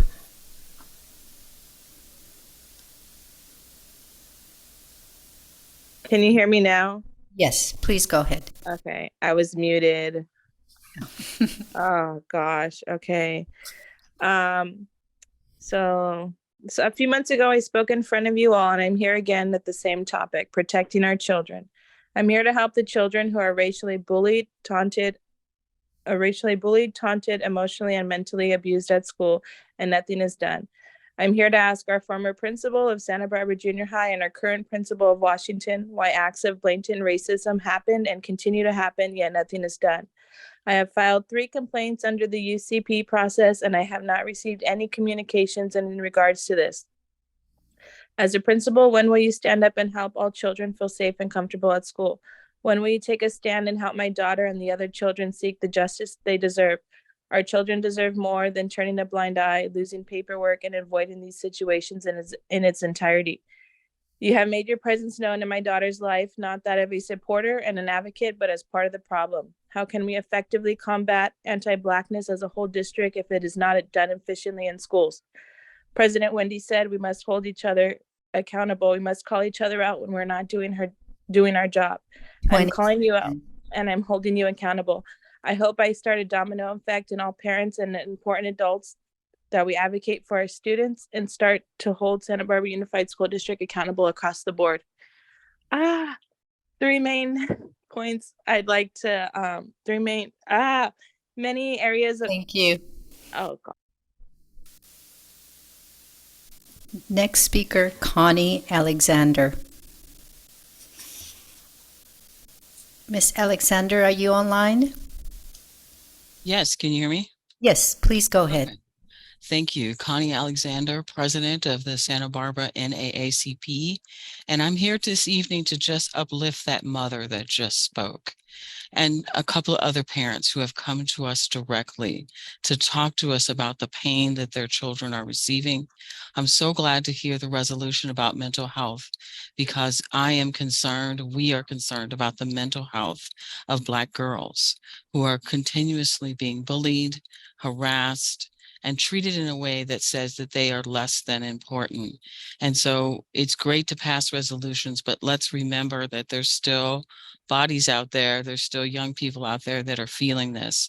Our concern is that in an effort to make sure that you have restorative practices, we might be teaching particular male populations that it's okay to act out on Black women. And I am concerned about this because it continues to be the same pattern over and over. And that mother that just spoke, I can't even begin to tell you what kind of year it has been for this child and another child at Goleta Valley who has had such a tremendous year. 20 seconds. Both being young Black girls. So again, thank you for the mental health resolution. We look forward to next week, or not next week, the next meeting, having the conversation about the recommendations. Thank you. Thank you. Next speaker, Barbara Parmet. Are you online? Can you hear me? Please go ahead. Thank you, Board. Barbara Parmet here. It's extremely painful to hear that these racial incidents are recurring. It's really hard to understand. Let's try again. Can you hear me? Yes, we can hear you. It's not clear, though. Maybe I'll pass tonight. Oh, there you go. That sounds Thank you. better. Let's try again. Oh, I'll try again. It's extremely painful to hear that these racial incidents are recurring. It's hard to imagine how families are dealing with this ongoing violence in our schools. The main thing I want to ask is, we want to know how the district is supporting these families that are undergoing repeated racial insults. And how are you accountable to the families and the students who file these complaints? That's it. Thank you so much. Thank you. Any other speakers? Okay. Board members, any comments or questions? Shabia. As always, thank you so much for the report. And it's good to know that we have upcoming initiatives like Ripple Effects that are going to offer that targeted support. I think that's super, super essential, especially in conversations around mental health, around well-being in general. We often leave out aspects of identity that culminate over time, So thank you so much. And, obviously, I know we're still going to be applying that pressure to ourselves, to everyone in the district, to do better, to think better, to act better. And I think it really does, at the end of the day, fall on each and every one of us to see the role that we play in either maintaining the system or deconstructing it. So thank you, and I hope that, we'll continue to do the work that we're doing, but like many have already said, reimagine how we can maybe do it better and have a greater impact. Thank you. Absolutely. Additional comments, board members? Mr. Escobedo. Thank you. Thank you for the presentation, as always. Coming from last meeting where we had the presentation from the Insight report, is there a plan, and this might also be a question for Dr. Maldonado, but to provide progress updates at board meetings on some of the recommendations, or at least where we're at in the strategic planning process of implementing some of the recommendations? I can lean on Steve Vance will be overseeing that work. I would just assume, yes, we will, but is there anything you want to add on the Insight report and the actions? Will there be progress updates? Yes, there will be. Thank you. And I just want to highlight what Dr. Maldonado was saying. It's about implementation. So we'll be bringing implementation data as well as student outcome data. Fantastic. And I mentioned this last meeting, but I'll just say it again, is I personally would like to see these reports evolve into more of the implementation. We can still get some of this information, but focus maybe more on what are we doing and from the Insight report. Absolutely. Do you want to say something? Go ahead. Well, I wanted to ask the board's thinking around Board Member Escobedo's suggestion that we fold in the reports into a more of it sounds like implementation of the Insight reports, recommendations, and how we're going to actually implement those in a maybe more of a timeline or milestones over time, rather than, like, in other words, not at every meeting, but maybe every month or every other month, something to that effect. Is that what you're suggesting? Maybe once a month, a progress update on where we're at. And some months they're going to be, I imagine, on the front end, there's going to be a lot of progress. And as time goes on, some months it's going to appear to be less, but that's kind of part of the accountability piece, is reporting out on it. I would like to seek the board's direction as a group on this request. I just want to we just got the report last 2 weeks. So I would encourage us to just take our time and, to make sure it's the report that we want, as opposed to, let's just get one to make sure that, to appear that, and it's not an appearance, but to make appear that we're doing some implementation. Let's make sure what type of report that we want, and does it make sense given the report back from Insight, how we'd like to do, either eliminate this report that's coming up here and it's a once a month. So just figure out the reports that we do have, does it come into one, is what I'm asking to you. Is that what you're looking for in terms of implementation? Potentially, I think that's one option, right? I personally am seeking for more information about the implementation, even on the front end. Sometimes it's just, right now on the front end, we need to figure out who's going to be a part of that implementation group. That's kind of what I heard at last meeting. So even if that's the update on here's what we're thinking, or here's where we're at, again, it's more of, we don't want to have the Insight report during last meeting and then not hear about it for an extended period of time. Yeah. And the reason I say that is because I think this is one of those areas where it's better to over-communicate than it is to under-communicate. Just giving people the confidence that this is still a priority for us, and we all know that, and we all know that this is, I even heard it tonight, to be quite honest, when we were talking about the ELA implementation and talking about culturally responsive materials, like that is a part of this discussion that we're having. But I'd like to have a report that talks about specifically whether it's the Combating Anti-Blackness Work Group recommendations that we're going to get, and also the Insight recommendations, kind of where are we, or what's the plan in the near future. So can I suggest that maybe you and maybe one other person, we can meet with the implementation of, to look at it, let's dissect that, with those recommendations so that we can have a much clearer direction that we're giving to staff, what I we would love want to that. see. So Yeah, I if we think can do that that's offline, we can change it, Yeah, I appreciate that, and I think that that's a great next step for us, so that I can also manage. I want to remind the board members, those that have been here and the newer ones, that we created this racial incidence report as a way to signal that we wanted to be transparent, open, and honest about what is happening while we kind of went through this whole work of conducting the racial climate assessment. I think that we are in a new phase, and I think it would help us to co-construct with you and bring back to the board a report once we define what the implementation data will be that we will bring, so that you can feel confident in what we're reporting back to you, and then fold those into one and not have all this other work just kind of pile onto each other. Agreed, If and I that think makes that was, sense. that was Okay. my intention, is Great. to evolve. We're in a new stage of the process, and so evolving this report to meet our expectations. because we definitely don't want to send mixed signals to, or confusing signals to the public and expectations. Ms. Alvarez? Thank you for the update. Dr. Maldonado, I'm assuming there's going to be follow-up with what was mentioned today during public comment about the students. I want to make sure that that doesn't get lost in It our won't get discussion. lost. We will definitely investigate it. We actually are already investigating. There's an update in your email about this. Okay, great, thank you.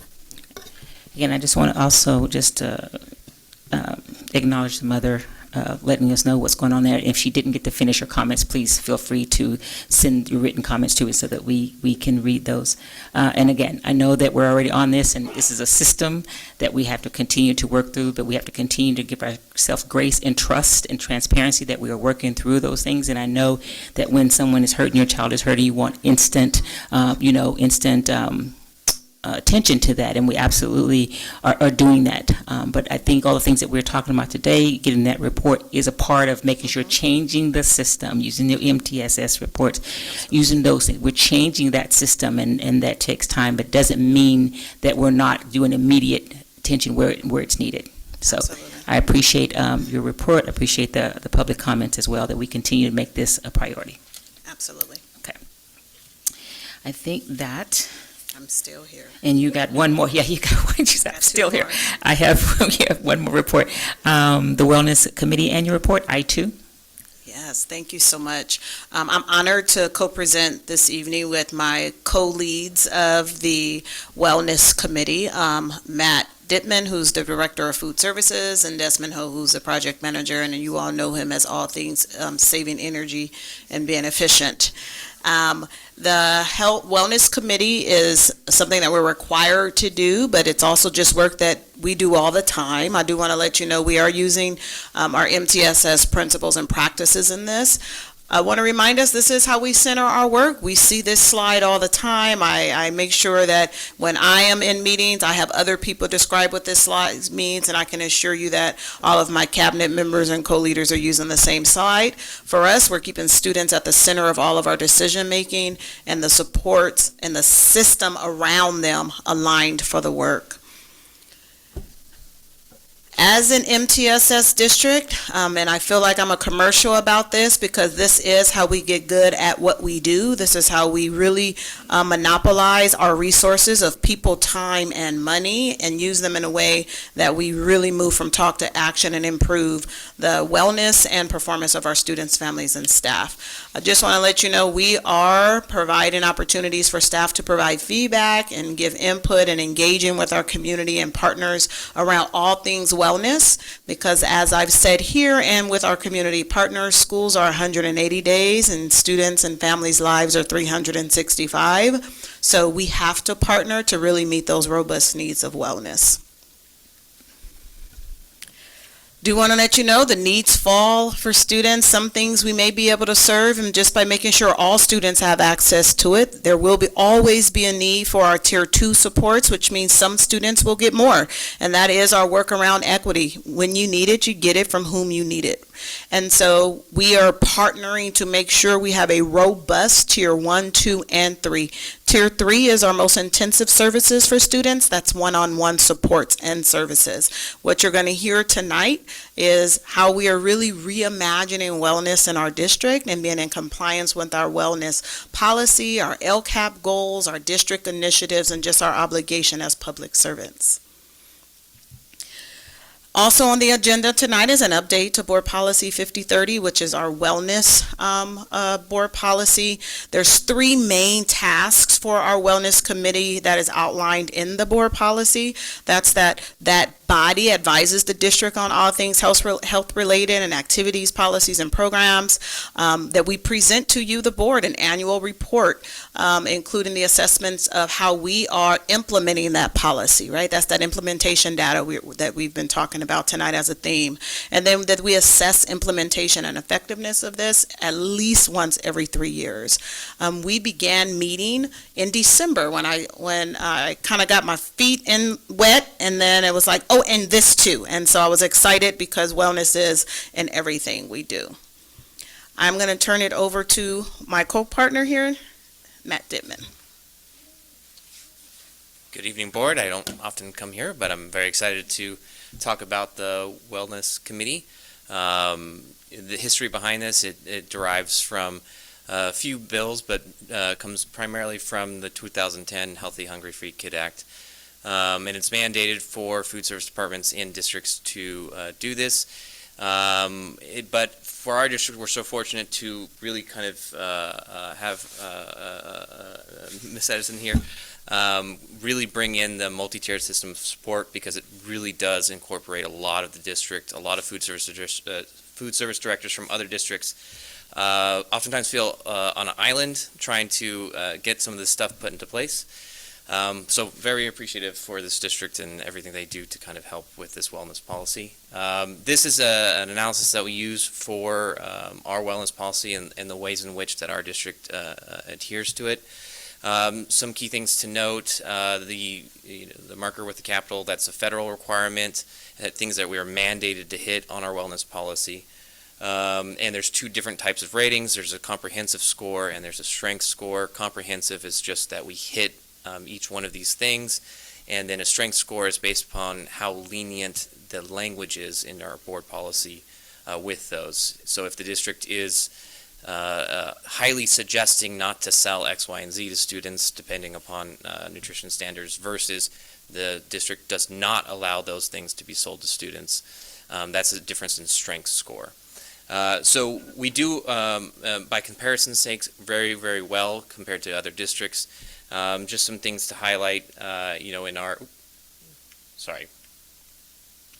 standards for nutrition programs and meals, we score very well both in comprehensive and strength scores. If we go all the way down to the end here, it will look a little bit different, and that's because some things that we will need to fix on our board policy. With the strength score, we're going to be adding in a few things to kind of strengthen that up. But generally, we're looking pretty good. Implementation-wise across the district, we've talked to various stakeholders, principals, teachers, community members, and it appears that we're adhering to our board policy. And I think, is it? Next slide. Next slide, yes. Oh. Desmond Ho. Good evening, board. I will keep this short. So throughout the last year and a half, our wellness committee have been meeting, and we did brainstorm some ideas that we thought would be, these are initial discussion points. So we're starting with the weekly wellness wisdoms on Mondays, where we're going to share wellness wisdoms with staff, students, and families through email, student, and parent square, as well as social media. Additionally, Wellness Wednesdays, where we basically highlight in-school announcements and within departments. It was also recommended that for all staff meetings and training, that the Employee Assistance Program, or the EAP, that information be included so that staff is aware of all the resources that are available to them. And that every site should be able to nominate a wellness ambassador where they can share the information within their site and be the site champion as well. Additionally, other ideas include a mental wellness center monthly campaign, which we're participating. And then Sources of Strength. This is a program where that leverages peer social networks to promote healthy norms as well as cultures. And then effective communication. By working all together within different departments, we're better able to understand what each other are doing, so we're no longer as siloed, and that we're aware of the programs everyone's participating in. Snack cabinets. So when students are skipping meals or just not eating, having those snack cabinets with healthy snacks have been critical in keeping our students well. Finally, the last two things, safe transportation, having a late bus accessible to pro-social events after school could also assist students. And then finally, the continuum, age-appropriate health and wellness content and back mapping. I think we're going to be talking more about that in the following slides.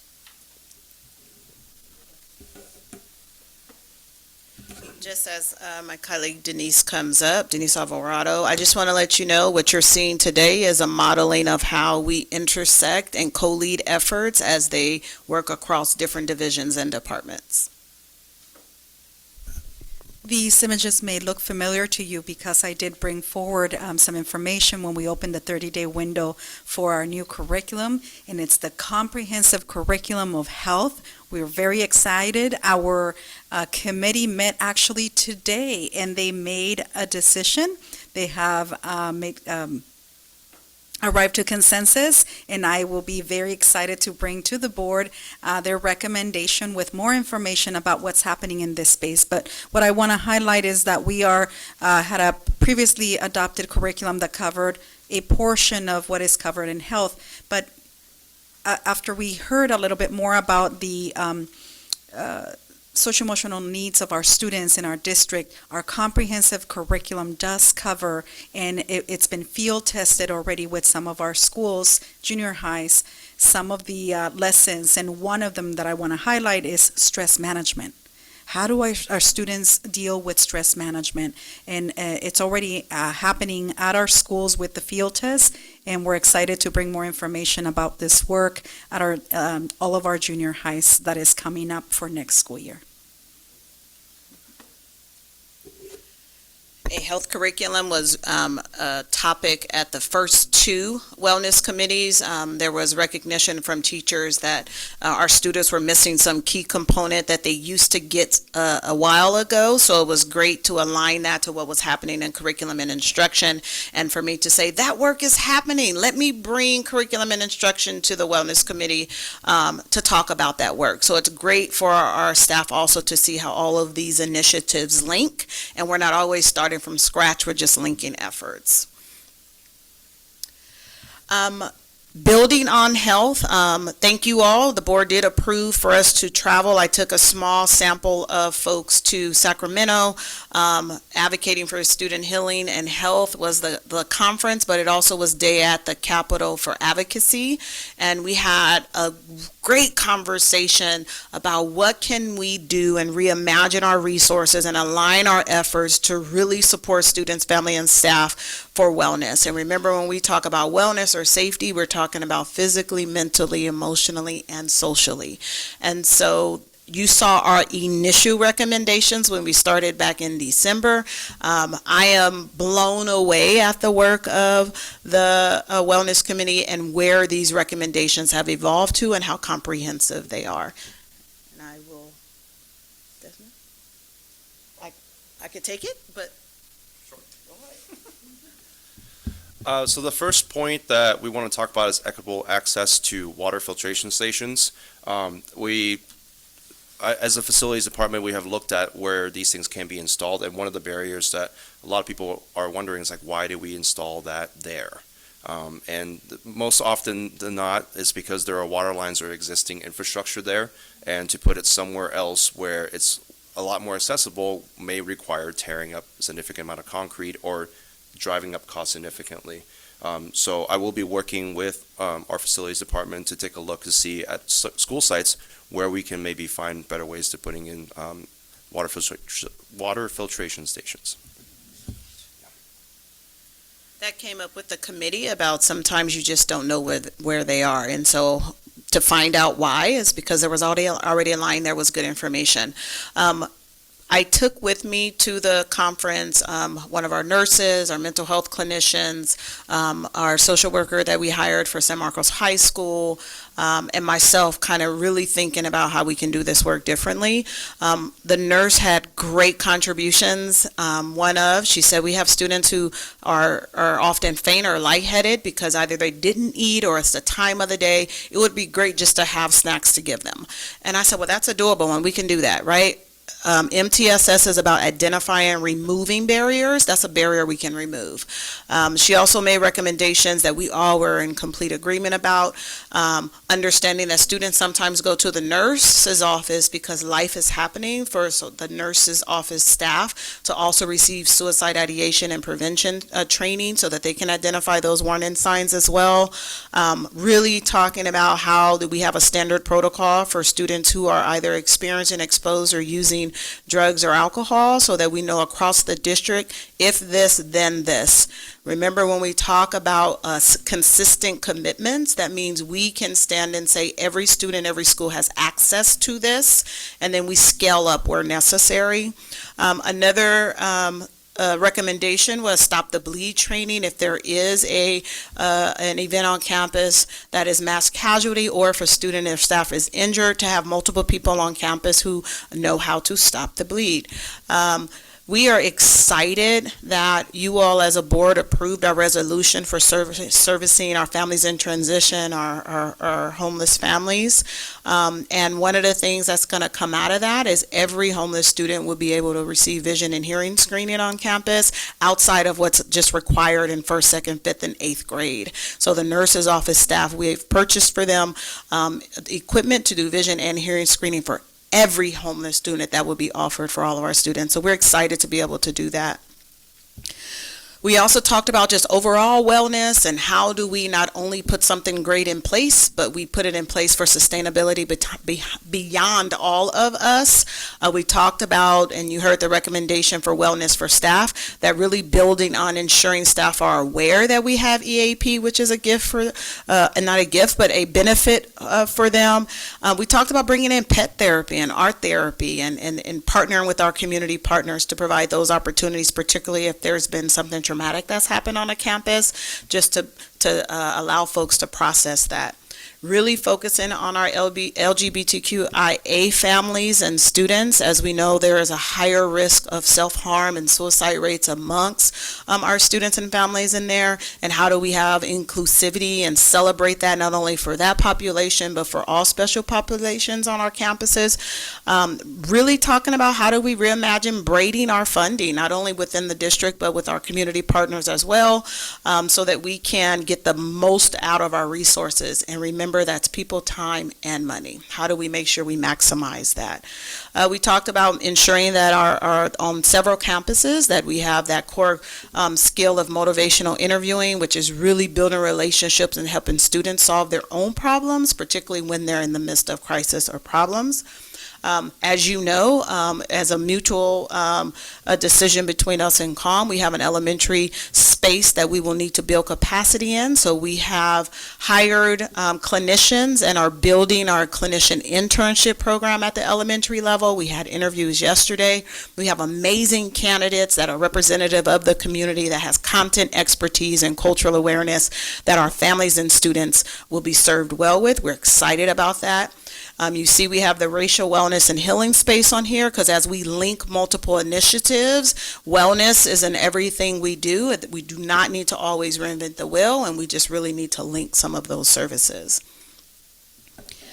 We had conversations about our school-based wellness centers. We have one that is maybe can be used immediately at San Marcos High School, and the other two are in process of building and thinking it out and staffing these. We met with the neighborhood clinics and talked about how can we ensure that we're providing our families opportunities to come onto the campuses that maybe they've never been on and actually receive services that they need. We're excited that the neighborhood clinic has just purchased and will have in place a mobile unit that can be served at any school, that can go to any school. Right now, their licenses only allow them to serve physically at La Cumbre, but that mobile unit can be on any of our campuses. We talked about summer immunization clinics so that we can ensure that families are ready to start school when school comes in. We talked about families being served, not just the students, and how do we create a space that we're saying, come on, these are community schools and we want your community needs to be met. We talked about reimagining, allowing our students maybe to partner with a local nonprofit or church to go in and wash their clothes. How do we make sure that the basic needs of our students are met? We've purchased hygiene product kits for male and female students.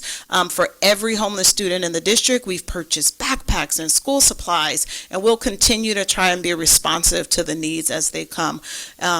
Based on the resolution that you all approved, we've provided hotel stay for up to 9 families at this point, and some families in dire needs and some single parents. So we're excited that we had the funds that came through with COVID, those emergency funds, and we really are being targeted and intentional in providing the supports for our students on that. Many of our sites already have food pantries and clothes closets that families can go on campus and get from. And so we're really having conversations about how do the family engagement liaisons talk to each other, and if they don't have it, can reach out and connect that way. So we're talking about how do we standardize these services. Some things will be unique for particular communities, but we want to be able to say that there's some baseline available across all of our schools. We talked about feeder patterns, and maybe those students go to their junior high or high school feeder pattern if they need services, just so we get students on campuses. I am excited to present this to you tonight. It has been a pleasure. I'm so thankful for both of my co-presenters and co-leaders in this effort for staying. That's great, but also just really being visionaries in this work. We attended a conference in Solvang probably about 2 months ago, maybe 3 months ago at this point. The time blends, and it was MTSS was being said in that room, which made me happy, and we are definitely a little bit ahead of how we're thinking about reimagining this space. So I thank them for being my partners in this work. And open it up for questions. Don't see any requests to speak from the public. Board members, any comments or questions? Ms. Alvarez. Thank you. Great information. I'm happy that these services are available. And you mentioned a school nurse who went with you in the conference. Mm-hmm. I would imagine that this training, this information is across the whole district to all the health assistants and the nurses. We're talking about a plan for training. They meet once a month. So yes, we're going to go wide with this. First, we have conversations about best practices, and then we plan how do we build capacity. Great. Thank you. Additional comments or questions, board members? Just thank you for everything. Thank you. Yes, you can see where it is really about the community wellness, and if the community is well, so does our schools, because those are the folks that are in our community. I think it's one of those headlines we also need to put out that we're doing for National, Mental Health Month, and we can go green. Did we go green with the comment? I don't know if we did, but that's going green. We have a green on today. So anyway, in terms of mental health, but just appreciate what's going on here, and I think that's really important for the community to know, because this community is generous, and I know if they know this, they can even be more generous. And so I want to thank them for the generosity, and certainly thank all of you for presenting tonight. What a great report. And a way to end our board meeting is to conclude our board meeting. I have one more thing. Yes. Are we moving for agenda? Okay. For agenda management, we are moving item for the student enrollment trends. We're going to move it to the, you have one more? Board policy. Oh, I thought it was combined in there when you said that. So No, it's it was different. separate, yes. I just highlighted it on there, but I am actually offering it for first reading. There is a minor adjustment on there. We did not have the language in our board policy that's required regarding not advertising about food during the school day that is not meeting the nutritional standards. Yes. I've highlighted that edit for you, and I've offered it for a first reading tonight. Okay. Sorry, I was just, maybe presumptive and hopefully trying to get out of here earlier. So, but that being said, board members, there's no request to speak from the public. Any board member comments on that? So the first reading, we're good to go. Okay, so as I went ahead of that, so ahead of myself. So anyway, I was trying to be efficient with time. So yes, we're going to move item I4 to the May 23rd meeting so that we have sufficient time to, digest the report and to have our questions fully answered. As you know, coming events, tomorrow we have the Harding UPS ribbon cutting at 10 a.m. Also, the Combating Anti-Blackness Work Group meeting starts tomorrow at 5:30 here in the boardroom here? Yes. Okay. And then Dr. Becchio has already mentioned the May 17th Employee Appreciation Day at Bolero, and the Peak Scholars Award Night at 5:30 on the 22nd. And, of course, this is Classified Employee Week. And again, we want to thank our employees, our teachers, administrators, and classified employees who came and voiced their thoughts and their opinions. And thank you for a great presentation, administrative team over there. I really appreciate the co-construct and co-leading because it's definitely connecting. So see all the codes going together? So, okay. So being able to better connect things as we're doing things. So I really appreciate that effort. So board members, hearing anything, I want to adjourn this meeting to a quick closed session, 5 minutes, so we can get some dates together. So that concludes our night. Thank you so much.